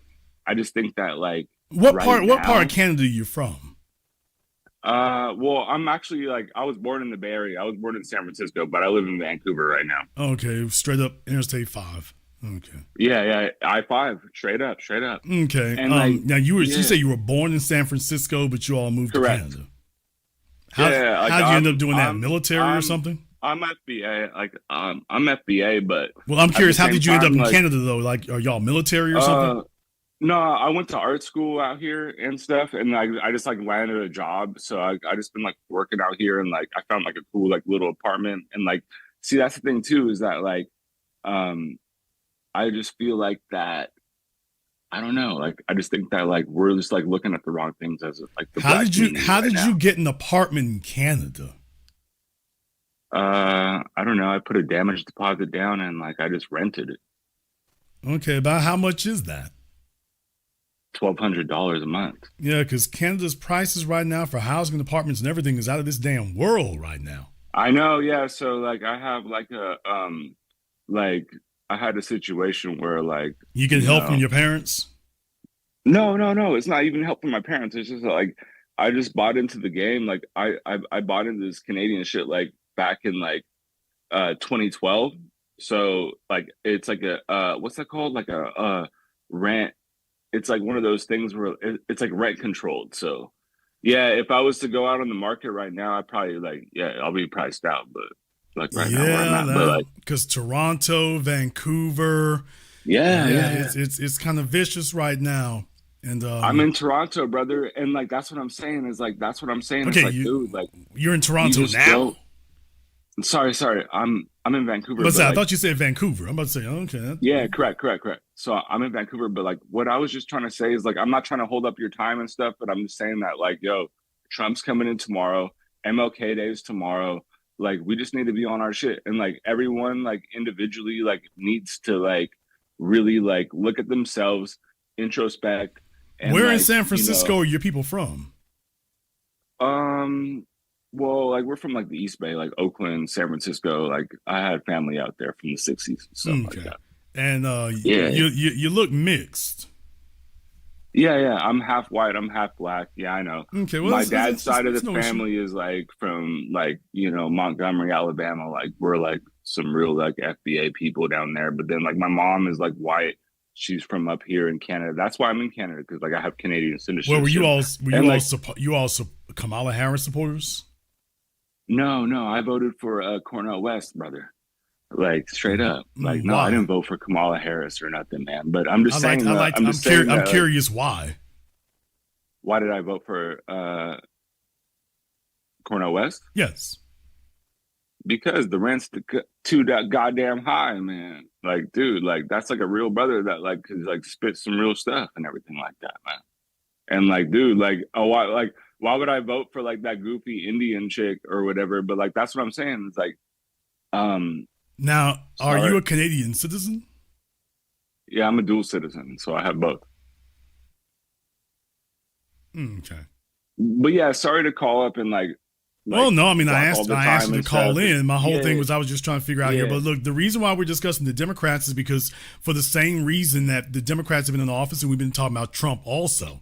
We don't let those things go. Elections may come and go, but the system is still in place and both of them still have a obviously, when you have midterms and stuff like that, it's not like the Republicans get voted in and the Democrats just evaporate. It's not like that's what happens. I understand that. And I know that like the Democrats are super problematic and stuff, but I just think that like we should just like look at what we're facing like starting tomorrow. And like, like for me, honestly, like it's not even about Trump. Like Trump is like, he's like a like reality TV dude or whatever. But then like you like tie in like these Elon Musk like kind of weirdo, like horny, like fucking weirdo people and stuff. And it's like, yo, dude, like we got to really just like, I mean, like. Well, I mean, if we had to remove the politicians who were weirdos, we literally wouldn't have anybody in office if we did that. You're right. Here's the issue. We can call Elon Musk a weirdo. I'll call him a hell of a whole lot more than that. But what I will say is he's the richest man on the planet by valuation, depending on which year you're counting, is going between him and Bernard Arnault. But he's also gotten very, very involved. You'd just be remiss and negligent at this point not to keep an eye on what he's doing, since very clearly he's trying to be influential, not just in America, but in Europe. Certainly you're going to see more of that in Canada, whatever happens in this next election up there. You're going to see more of that happening, and that has reverberations in other places to see whether or not they can solidify that, because the more allies they have outside the country, the stronger your grip is going to be inside of it. Also, it's very important to keep your eyes on the Democrats, because that gives you a bellwether of the future. If the Democrats start solidifying around somebody, that tells you where it's going. The sooner you can start figuring out who that is and eliminating false positives, the sooner you can accurately predict where things are going to go next. And that's the most important thing. Yeah, Trump got elected. He also got elected in 2016. And then a couple of years later, the thrill was over. So, no, it's very much relevant in that regard. Very much relevant. Okay. Thank you very much for giving us a call tonight. Yeah, like I say, I mean, I don't know who Drake Part 2 wanted to let us know. It's like, okay, why are we talking about the Democrats? We're talking about the Democrats the same reason we talk about the Republicans. Same reason we talk about the Republicans. These folks are still going to be there. They're still going to be relevant. Now, we're going to be talking about Trump more, obviously, because he'll actually be putting policies into place. Right now, he hasn't. You can't talk about somebody who's not actually putting any policies into place. I mean, they're not doing anything.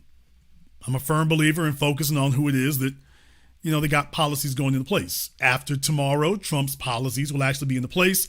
Now you'll have something more you can talk about. So far, I still don't think we're there yet. We'll see how it goes. But be careful what you wish for. I wouldn't be rushing that either. Be careful what you wish for. Well, why don't we talk about Trump and Elon Musk? I wouldn't be in a hurry to get there. I would not be in a hurry to get there at all. Not at all. Take your time on that one. Slow roll that one. Do not be in a rush to get these people in office or get them up to date. Don't do that. All right, we got Jay here on Zoom. Jay, what's on your mind? Jason, it's a pleasure to be on the page. I've been following you for a while. I mean, I'd like to thank you for all you've done, particularly in putting people on to this subject, because I think it goes a long way, and we definitely need it in 2025.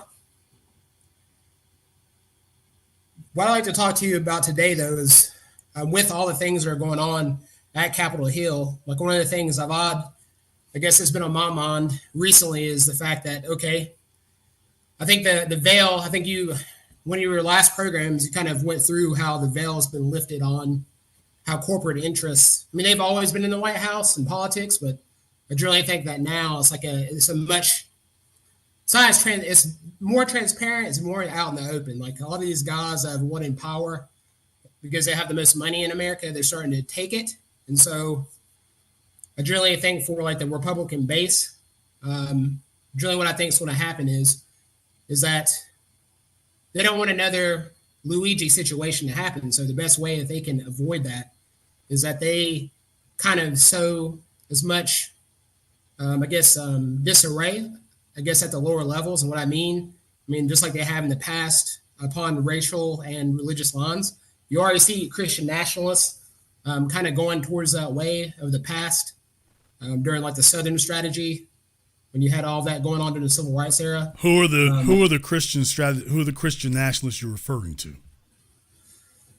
Well, I'll have to look up their names, but there's a whole op-ed about. There's been a whole op-ed about how they've kind of started to try to find land in West Virginia. Okay, here's my point though, brother. They're so influential right now, you can't even remember who they are. So if they were really making things move, you'd be able to remember off the top of your head because you'd be able to see something. Right now, what you're saying is you don't even see anything. Also, by the way, you mentioned West Virginia. That's very nice. That's very good to know. I'm going to just take at face value what you just said.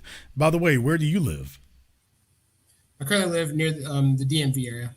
Okay, well, you're not near West Virginia. Not at the moment, and you're correct. So that's the first thing right there is newspapers right now, they're looking for anything they can do to prop up because they fumbled the ball so damn badly. As opposed to actually deal with what the problem is, they're trying to prop up boogeymen they can hide behind. When you talk about Luigi Mangione and the United Healthcare CEO situation, please remember Jeff Bezos got wall-to-wall security. Elon Musk got wall-to-wall security. Bill Gates got wall-to-wall security. As far as they're concerned, old boy got caught slipping. He never should have been in that situation to begin with. So the rest of the billionaires out there don't really see it that way. As far as the Republicans are concerned, you've heard most of them trying to defend it, but even it's the lower classes and the working classes that are like, yeah, even among Republicans, we don't endorse it, but we understand. Because they have to deal with health care and dental care and rent. So even though ideologically they might not agree with it, they certainly can understand it. These are the guys who stormed the damn Capitol building 4 years ago. So they certainly do understand it. Elon Musk is not interested in preserving corporate America. Elon Musk is interested in preserving Elon Musk. He's interested in preserving Tesla. Now, where you're going to have some confusion is, well, Jason, but what he's doing has ramifications beyond that. Don't be confused. Please remember, it was the old CEO of General Motors who once made the cliche classic phrase, what's good for General Motors is good for America. When he was questioned about some of the things General Motors were doing and whether or not that would be good for America because it was disproportionately favoring General Motors. And he said, what's good? Is this good for America? And he said, what's good for General Motors is what's good for America. As far as Elon Musk is concerned, what's good for Elon Musk and Tesla is what's good for America and corporate America. So whatever's good for him is good for you. Now, whether or not that's an empirical reality is something you can debate, but understand that's his motive. His motive is whatever's good for me will be good for the rest of you. That's fair. That's fair. I guess what I meant to say is, I just think in 2025. I mean, perhaps you're correct. Perhaps it is too quick to have like a knee-jerk reaction in terms of, more attacks against African Americans in the country. You've often talked about the anti-Black hate crime bill as something that's going to be like a very pivotal piece of legislation that needs to happen. And I generally think that without that, like particularly this year, there are going to be those who want to show their, alliance to their party or to like the more extreme elements. And so I think you're going to have more attacks like that take place. Well, you certainly have folk who may want to, although here's the thing, the Mangione situation was not political. He had whatever his motive was, and I guess a lot of us can understand it, but that was not a political hit. That was a social one. I guess you could say socioeconomic, but it wasn't political. Now, the guys who tried to knock off Trump, that was political. But for Mangione, that's really going to be social. And it only bleeds into other people in a tertiary way. It's not really something that everybody is like, okay, we're behind it. What that really was we understand it, but you don't really have folk talking about, yeah, we support that or whatever like that. That's where you're running into problems with it. So Trump was able to tap into a populist movement. He was able to tap into a populist sentiment because, you know, he is anti-establishment. Right now, people are sick to death of the status quo, and anyone that people can think that they can truly believe is anti-establishment, that's what they're going to support. The reason why Donald Trump was so damned effective on Joe Rogan or wherever else he spoke is that whether you like him or not, whether you're a fan of his or not, whether you support him or not, you believe one thing about Donald Trump that you absolutely don't believe about Kamala Harris. He's authentic. Now, you might not agree with a damn thing he says, but you believe he actually believes it. You don't think he's lying to you about what he believes or what he thinks.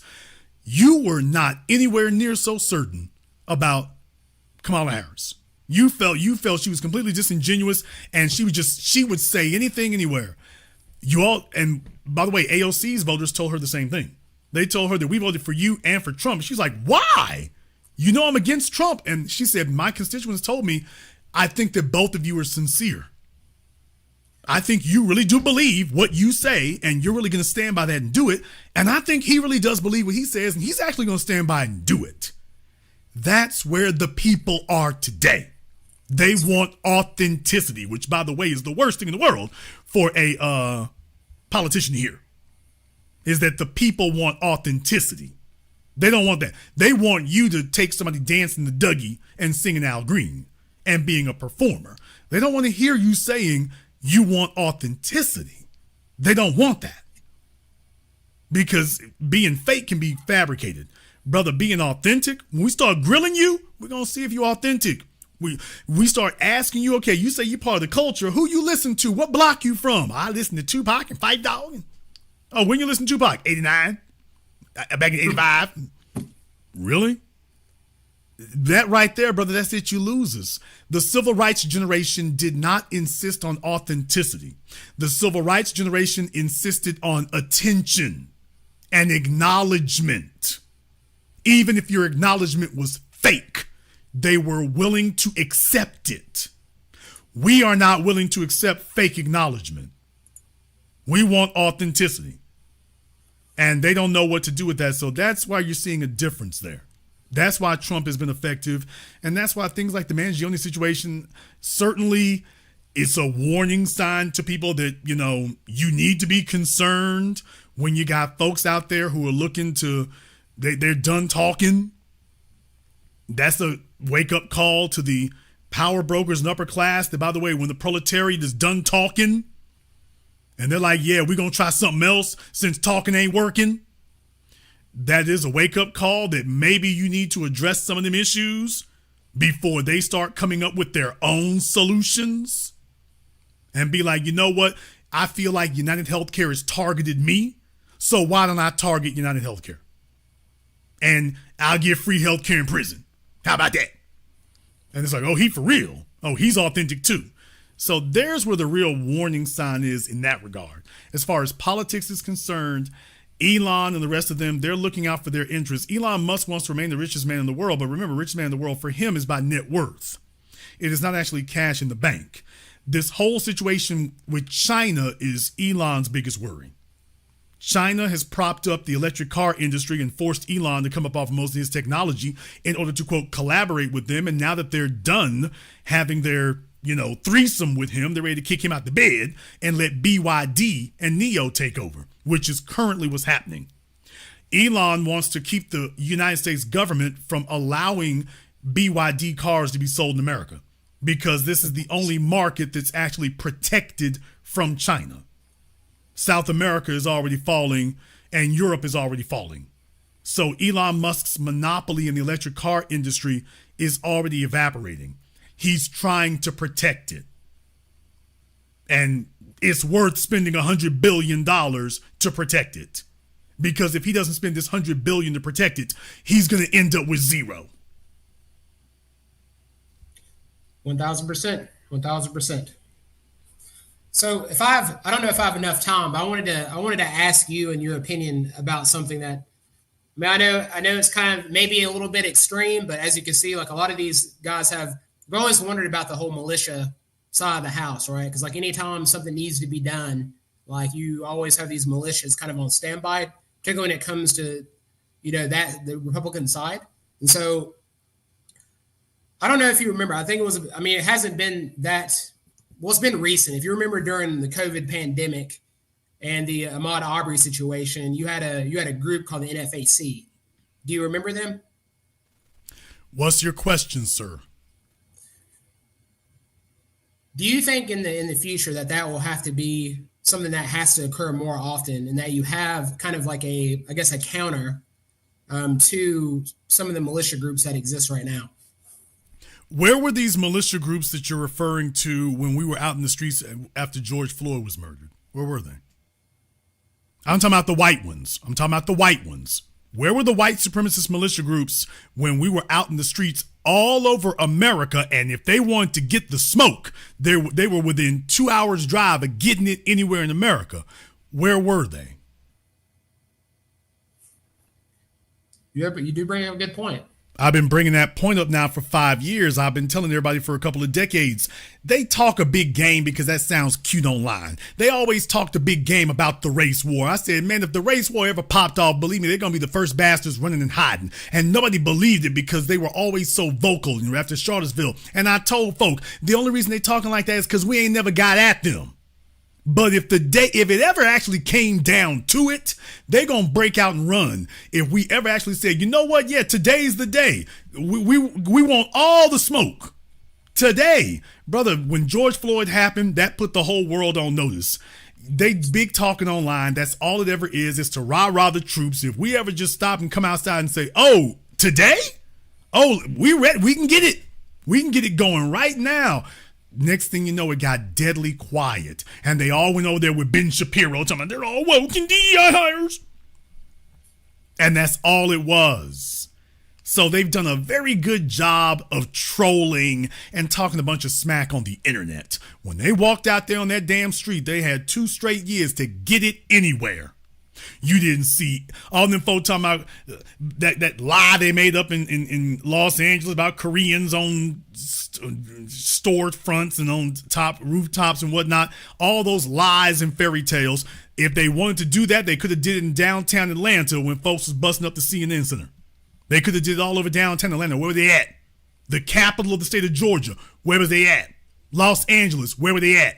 DC. Where were they at? New York. Where were they at? Seattle, where were they at? Portland, where were they at? Minneapolis, where were they at? We talking about the Midwest, the South, the Northeast, the West Coast. Brother, what the hell we got to do to get some race war going on? What we got to do? Where we got to be? Every time you turn around, they swear they all jumping in the car and loading up their guns and riding somewhere to go ride on somebody. 2 damn straight years, y'all ain't rode yet?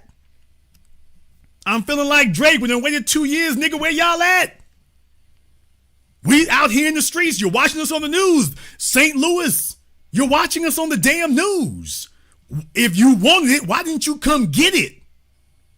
They never came, and they were never coming because it's always been a lie. The only thing they've ever tried to do is be like Jared Taylor and see if they can buck up some little psycho to go do their dirty work for them and go shoot a bunch of old folk at the church. But as far as a mass uprising, brother, they don't want it. They ain't never wanted it. All of that has been talked to intimidate us, to keep us from getting in the street, because they don't really want it. So the civil rights movement, when they talk about Watts and all these other places, that's what happens if we take the streets. They don't want it. We're going to call it the National Guard. You don't want it. You don't. You talking big because it sounds cute. You don't want it. They'll send out 1,000 National Guard to go arrest 5 people. What you will not do is send out 1,000 National Guard to 1,000 folk. The National Guard gonna sit still.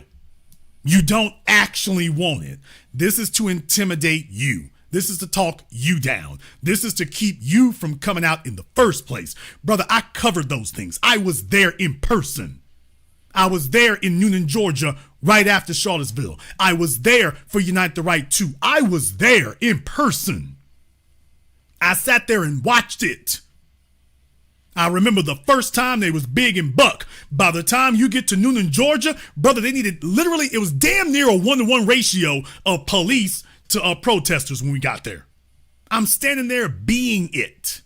Unite the Right to, forget about it. There's like a dozen of them. There were hundreds of police. Hundreds. By hundreds, I mean about 400 or 500.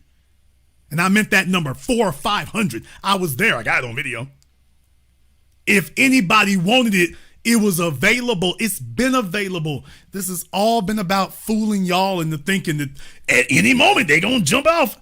You'll find one dude who's willing to crash out, and that's it.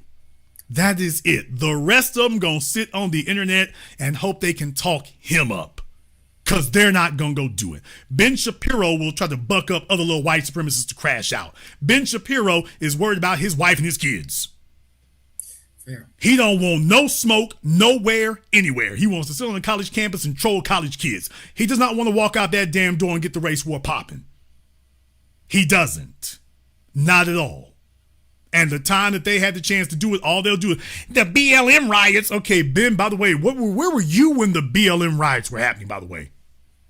Were you out there doing something about it, or were you sitting behind your damn iPhone talking about, oh, that's the shame that they're out there? Okay, now you're talking big. Where were you for 2 damn years if it was such a damn problem? It was right down the street from you. Where were you?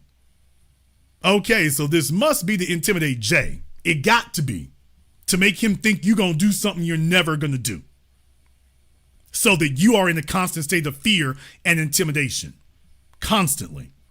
We don't need to have militia groups. Every black person simply needs to be prepared. You have your God-given right to defend yourself. Get off the bull jive. Stop being an expert at Instagram. And start being an expert at Instablam. Deal with it, nigga. Start being serious about this. Recognize that it will not be a group of them that will come at you, not 50 of them, but if 1 or 2 of them think they can catch you by yourself, it's always going to be the same. It's going to be an ambush. If they think they can catch you by yourself and maybe we can get away with it, that's what it will be. That's what we're seeing. Whether it's Robert Brooks or whatever else, that's what you're going to see. This idea that there'll be 2 standing armies or they're walking down the streets and stuff. Remember, Unite the Right one, they did it in the middle of the damn night. They didn't do it in the middle of the day. They did it in the middle of the damn night. They were just there the next day. They didn't walk out there in the middle of the day. They walked out there in the middle of the night.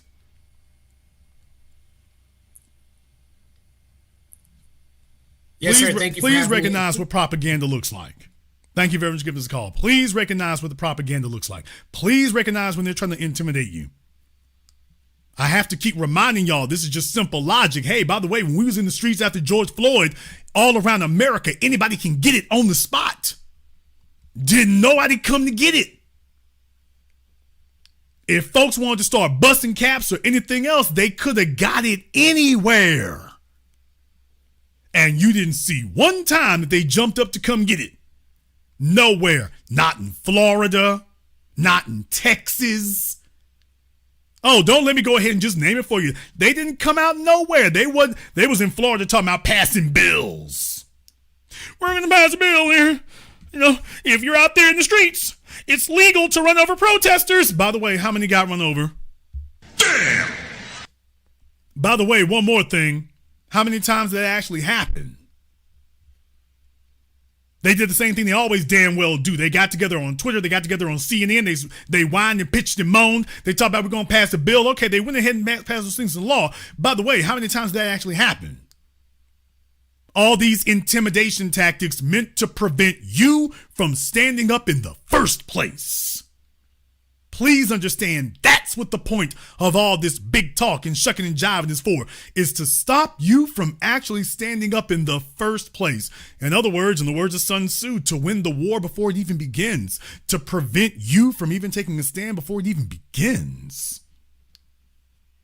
That they're going to have you so scared and so shook that you'll just let them have their way before the fight even begins. And now you have dreamt up imaginary militiamen that we've been waiting on to show up ever since Timothy McVeigh and Ruby Ridge. Do you realize that most of us have been talking about militia longer than a lot of you listening to me today have been alive? Randy Weaver, the 14 words, Timothy McVeigh, Ruby Ridge, Michigan militia, Bo Brights. I can run down the list of names. There's a bunch of y'all here. Literally, you're senior citizens from the first time you heard those names. With a bunch of people that ABC and CBS warned us, oh, the militia coming, is the race war coming. And they figured that the spirit of Huey Newton and Malcolm X was dead. And then in 2020 found out, oh no, it's not just alive. It's alive and well and on your ass. And then we were like, okay, free smoke nationwide. They talking about free vaccines, free smoke nationwide. And we waited. Wasn't nowhere in this nation. If they wanted to get at us, you were literally within 2 hours of us anywhere you were. You talking about loading up the car to go ride on Barack Obama for 16 hours of driving. You could have drove 16 minutes up the road if you really wanted. And it didn't happen. But what it did do is for some folks, it puts them afraid. There's a militia out there. That's the whole point, is to make you think there's a militia out there. And I am not saying that there are not some armed white supremacists. What I am telling you is that the answer to an armed white supremacist is a armed black society ready to defend itself. That's the answer. The answer is not fretting and wringing your hands. White supremacy gonna be there. This is the same thing we have always been dealing with. I'm not here to sell you on the idea that we're going to do something miraculous one day and the bad guys are going to disappear. I'm selling you on one simple idea, the same thing we've always had to deal with, from Nat Turner to today, from Nat Turner to Harriet Tubman to Elijah Muhammad to Denmark Vesey to Malcolm X to Huey Newton to today. Be ready. Whatever it is they got on their minds, you be ready. That's the whole point. Be ready. You know that these folks are talking to folk behind the scenes. You need to be doing the same damn thing. You know they're talking to politicians. You need to be doing the same damn thing. You know they out there getting ready for something. You need to be doing the same damn thing. Everybody talking about constitutional carry. You need to be doing the same damn thing. You don't win a football game by worrying about what the other team is going to do. You win a football game by being more prepared than your opponents, even in Detroit. And deal with it. You don't win by sitting up here. Ooh, they big men. They threatening over there. They talking big over there. I don't know, Jason. They sound serious. Okay, I'm serious too. I'm serious too. Simple as that. Don't be emotional. Don't be waving nothing around. Don't be talking big. Don't be doing none of that. You go about your business on a daily basis. My whole point is, if anything go down, you stay ready. 24 hours a day, you stay ready. Wherever it is. They've already demonstrated that they don't really want the smoke. The way in which you prevent them from trying even ambush killings is if everybody makes it clear to them, we're ready. Anywhere, everywhere, we ready. When they realize there are no soft targets, we ready.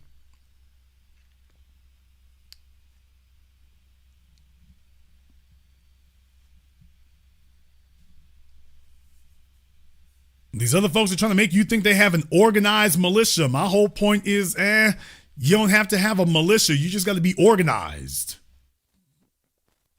When you own code, you just got to be organized. You just have to be organized. And being on code is being organized. And that's what's next. And that's another thing.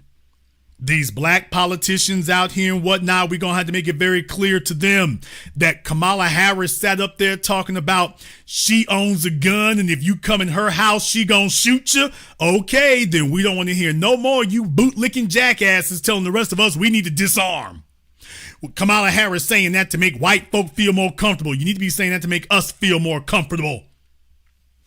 Because ain't no white supremacists busting no shots at Kamala Harris and Doug. They out here trying to make easy targets of the rest of us. Ain't nobody out here hunting for Kamala Harris and Doug.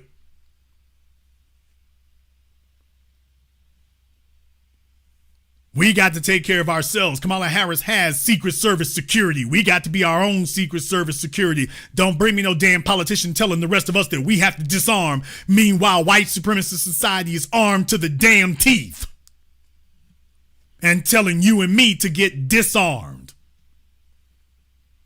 Don't tell me a damn thing about kids and guns. What? These folk be getting their kids on the damn gun range right after they learn how to write with a pencil. What the hell?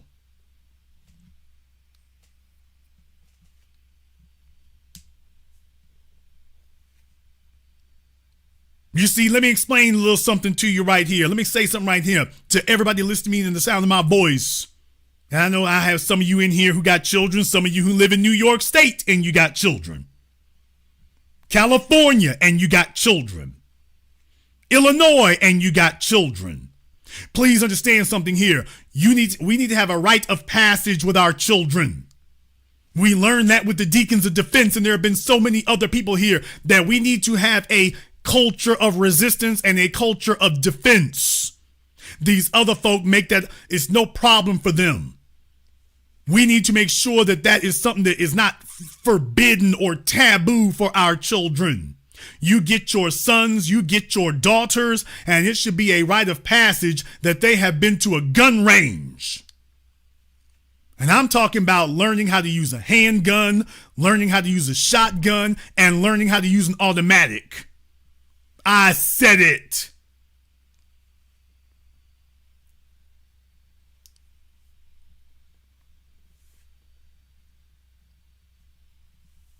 Here in Shreveport, Louisiana, that's what we do. We take children there. I can tell you from personal experience, you take little black children there. These other folk are making sure they are clear on that. They need to know how to do that. Not for the purposes of even using it, but so that it's demystified for them. We have allowed people to put psychological shackles on us. They're telling your children that you need to be as harmless as possible. Meanwhile, do you realize all these damn school shooters, their parents ain't telling them that?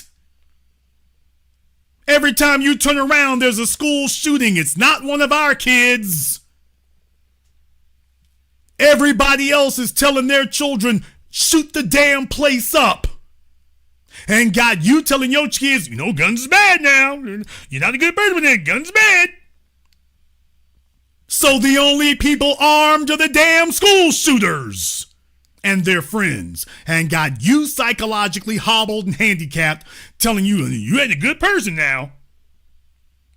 You're only a good black person if you're harmless and disarmed. No, you take your children there. I got a bunch of women listening in here right now. I got a bunch of men. I don't give a damn if you're married, single moms, or whatever. Your children need to be at the gun range and learning what that sounds like, what that feels like, dealing with recoil. Damn, buying them a pair of Air Jordans. You can go to any gun range and for $100, by the way, cheaper than a lot of amusement parks. Damn! I should know. Buying time at the gun range, you can take 4 or 5 kids there. It's cheaper than an amusement park. Let me tell you, the first time you put a Uzi in their hands, an AK-47, a Heckler and Coke, tell them, hey, you ever seen the movie John Wick? Watch them start jumping up and down. I know little kids ain't going to be watching John Wick, but by the way, go to a gun range that has the Heckler and Coke that John Wick has. Watch the kids go nutty. Don't get them a Desert Eagle. They can't handle that just yet. But a Heckler and Coke, watch your kids go nuts about that. They saw John Wick. Oh, here's the H&K. You recognize this one? John Wick had this one. And then they get used to that. And what it does is what I'm telling you is that when you take them there and give them that, it gives them a sense of responsibility. They recognize that they are responsible for their own safety and their own well-being. That matters with your sons. Your sons need to be in the real world, where you put something in their hands and let them understand that they are responsible for their safety and responsibility. So he's already pre-programmed, and now he's already prepared to take safety and responsibility for his children and his family in the future. He's already ready. He ain't got to get ready.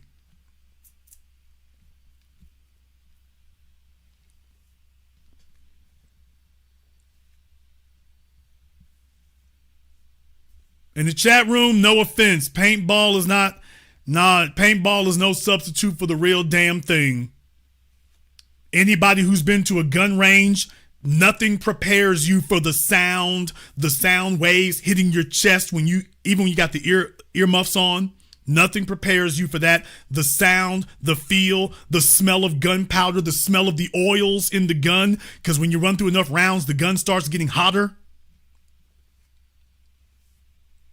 Nothing prepares you for that. It's a completely different experience. The sound of the shells hitting the ground, nothing prepares you for that. Everybody's ready for the sound of gunfire, but the feeling of the sound waves hitting your chest, hitting your throat, nothing prepares. Paintballs don't prepare you for that. It's great. We got combat veterans in here. That's wonderful. The general public, though, doesn't know what you know. You have a bunch of folk out here, and I'm not judging tonight whether you're a single parent or not, but if you are a parent, single or otherwise, your kids need to be at a gun range. They need to learn. If you have adolescents, damn sure if you got teenagers, turn off that damn Xbox. Take they ass down there with $100. Tell them you want $100. Am I going to tell y'all everything? Let me tell them you want $100 of bullets. And I'm not now you have two options when you go to the gun range. You damn right I'm going into detail. You got two options when you go to the gun range. You can take your own guns or you can rent theirs. Do not let the gun range intimidate you. You can take your own guns. Just tell them that you're going to pay them the same regardless.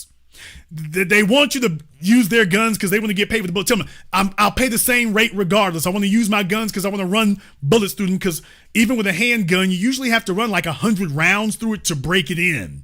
For those of you who didn't know, you got to break in a handgun. You actually have to break in all guns.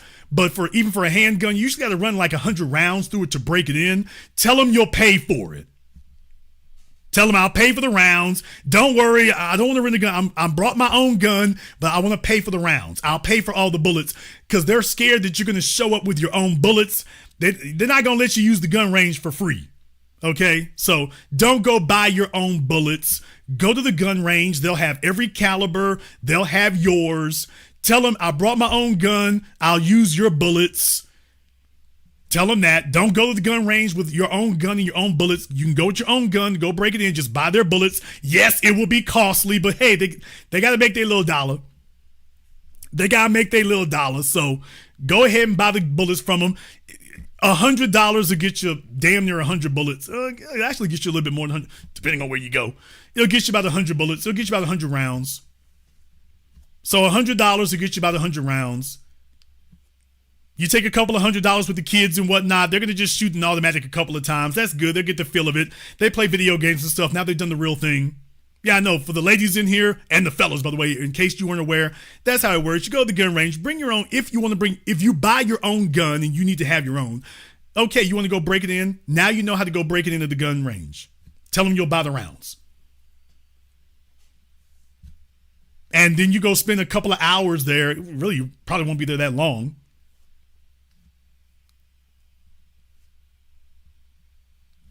It depends if they'll allow you to do that. No, it depends. Some ranges will not do that. So it depends on the range. You might not necessarily be able to pay for, quote, time. For some ranges, they don't care about that. They got the fee for being there. And then they're like, they don't want you using your own ammunition. So it depends on where you are.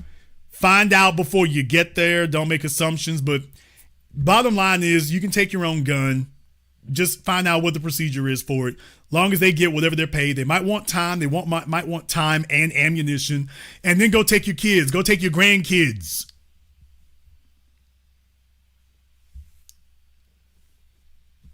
Go take your jump-offs kids. Damn! I'm just saying. Now, unless he's listening to drill rap. Now, some of y'all fellas, if you know, your baby mama and your baby mama and you jump off. Now, if the kids are listening to drill rap and they listen to Chief Keef, you might not want to take him to the gun ranges. You might want to hold back on him for a minute because you don't want to become an accessory.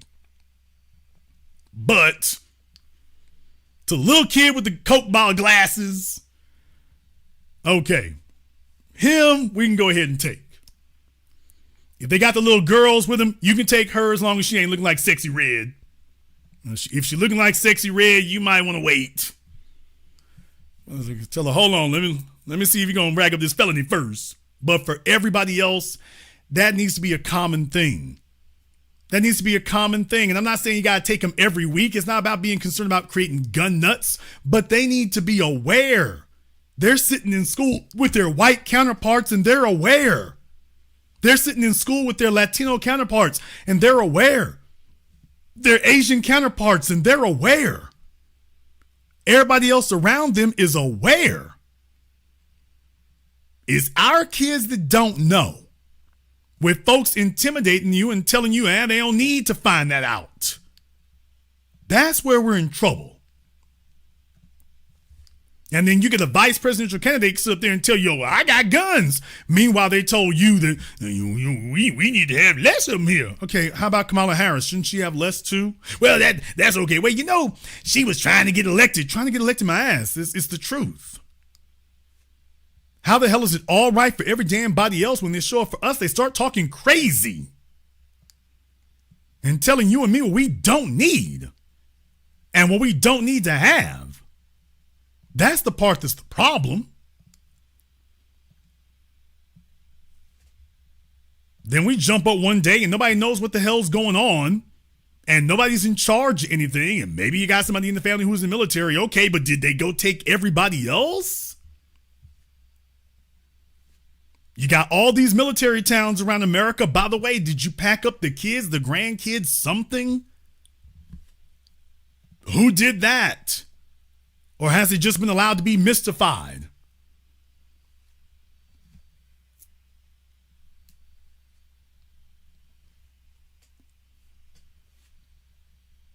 Got a bunch of chicks in here tonight. You laid up with a bunch of dudes. That nigga been in the refrigerator drinking up the damn high seas and eating up all your damn Hungry Jack biscuits, and the kids are sitting over there on the damn couch. The least that nigga could do is take the kids to the gun range. And deal with it, nigga. Yeah, I went there. I said it. He's supposed to be pro-black and he's smoking weed and he's got his fez on and he's got his kufi and okay. I'm just saying.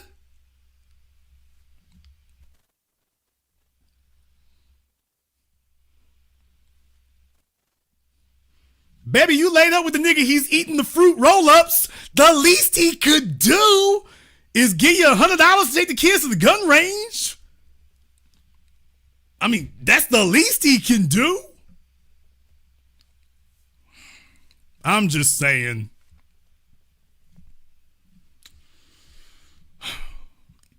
In any case, don't let these politicians intimidate you. Don't let them take your eye off the ball.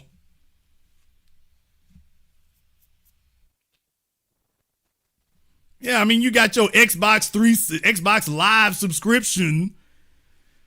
He's talking about the Black Panthers and whatnot, and then nobody's doing nothing. Okay, I'm just saying, come on, people. Let's be realistic. Going forward here, I do not want you to be scared. I don't want you to be worried. I don't want you to be intimidated. I don't want you to be none of that.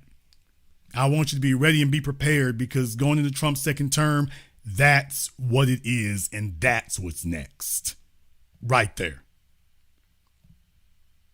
We're going to go ahead and wrap things up here tonight.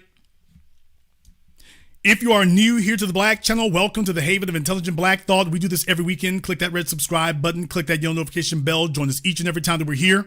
If you haven't been to our website, blackchannelfilms.com, go check out our groundbreaking best-selling documentary work, blackchannelfilms.com. That is blackchannelfilms.com. I want to thank everyone, and I do mean everybody who has contributed to tonight's program on PayPal, Super Chat, Venmo, my man Black Voltron Reloaded. Thank you very much for your support tonight, brother. Cyberdyne 100. Thank you as much. Well, Cameron Fairchild has been giving out memberships. We appreciate that also to everybody else here. We got some snow coming in, so I don't know. I feel like if everybody gets snowed in, I might do another program. It just depends on how things go. I know it's inauguration coming and stuff like that, but might be doing something. We'll see. I want to thank all of you for tuning in to tonight's program, live or recorded. Thank you for liking, subscribing, and sharing. And this concludes tonight's broadcast of the Black Channel. I am your host, your brother, your humble servant, the Black Authority. And until next time, my brothers and my sisters from around the world, remember, Black is the future, and the future is uncompromising.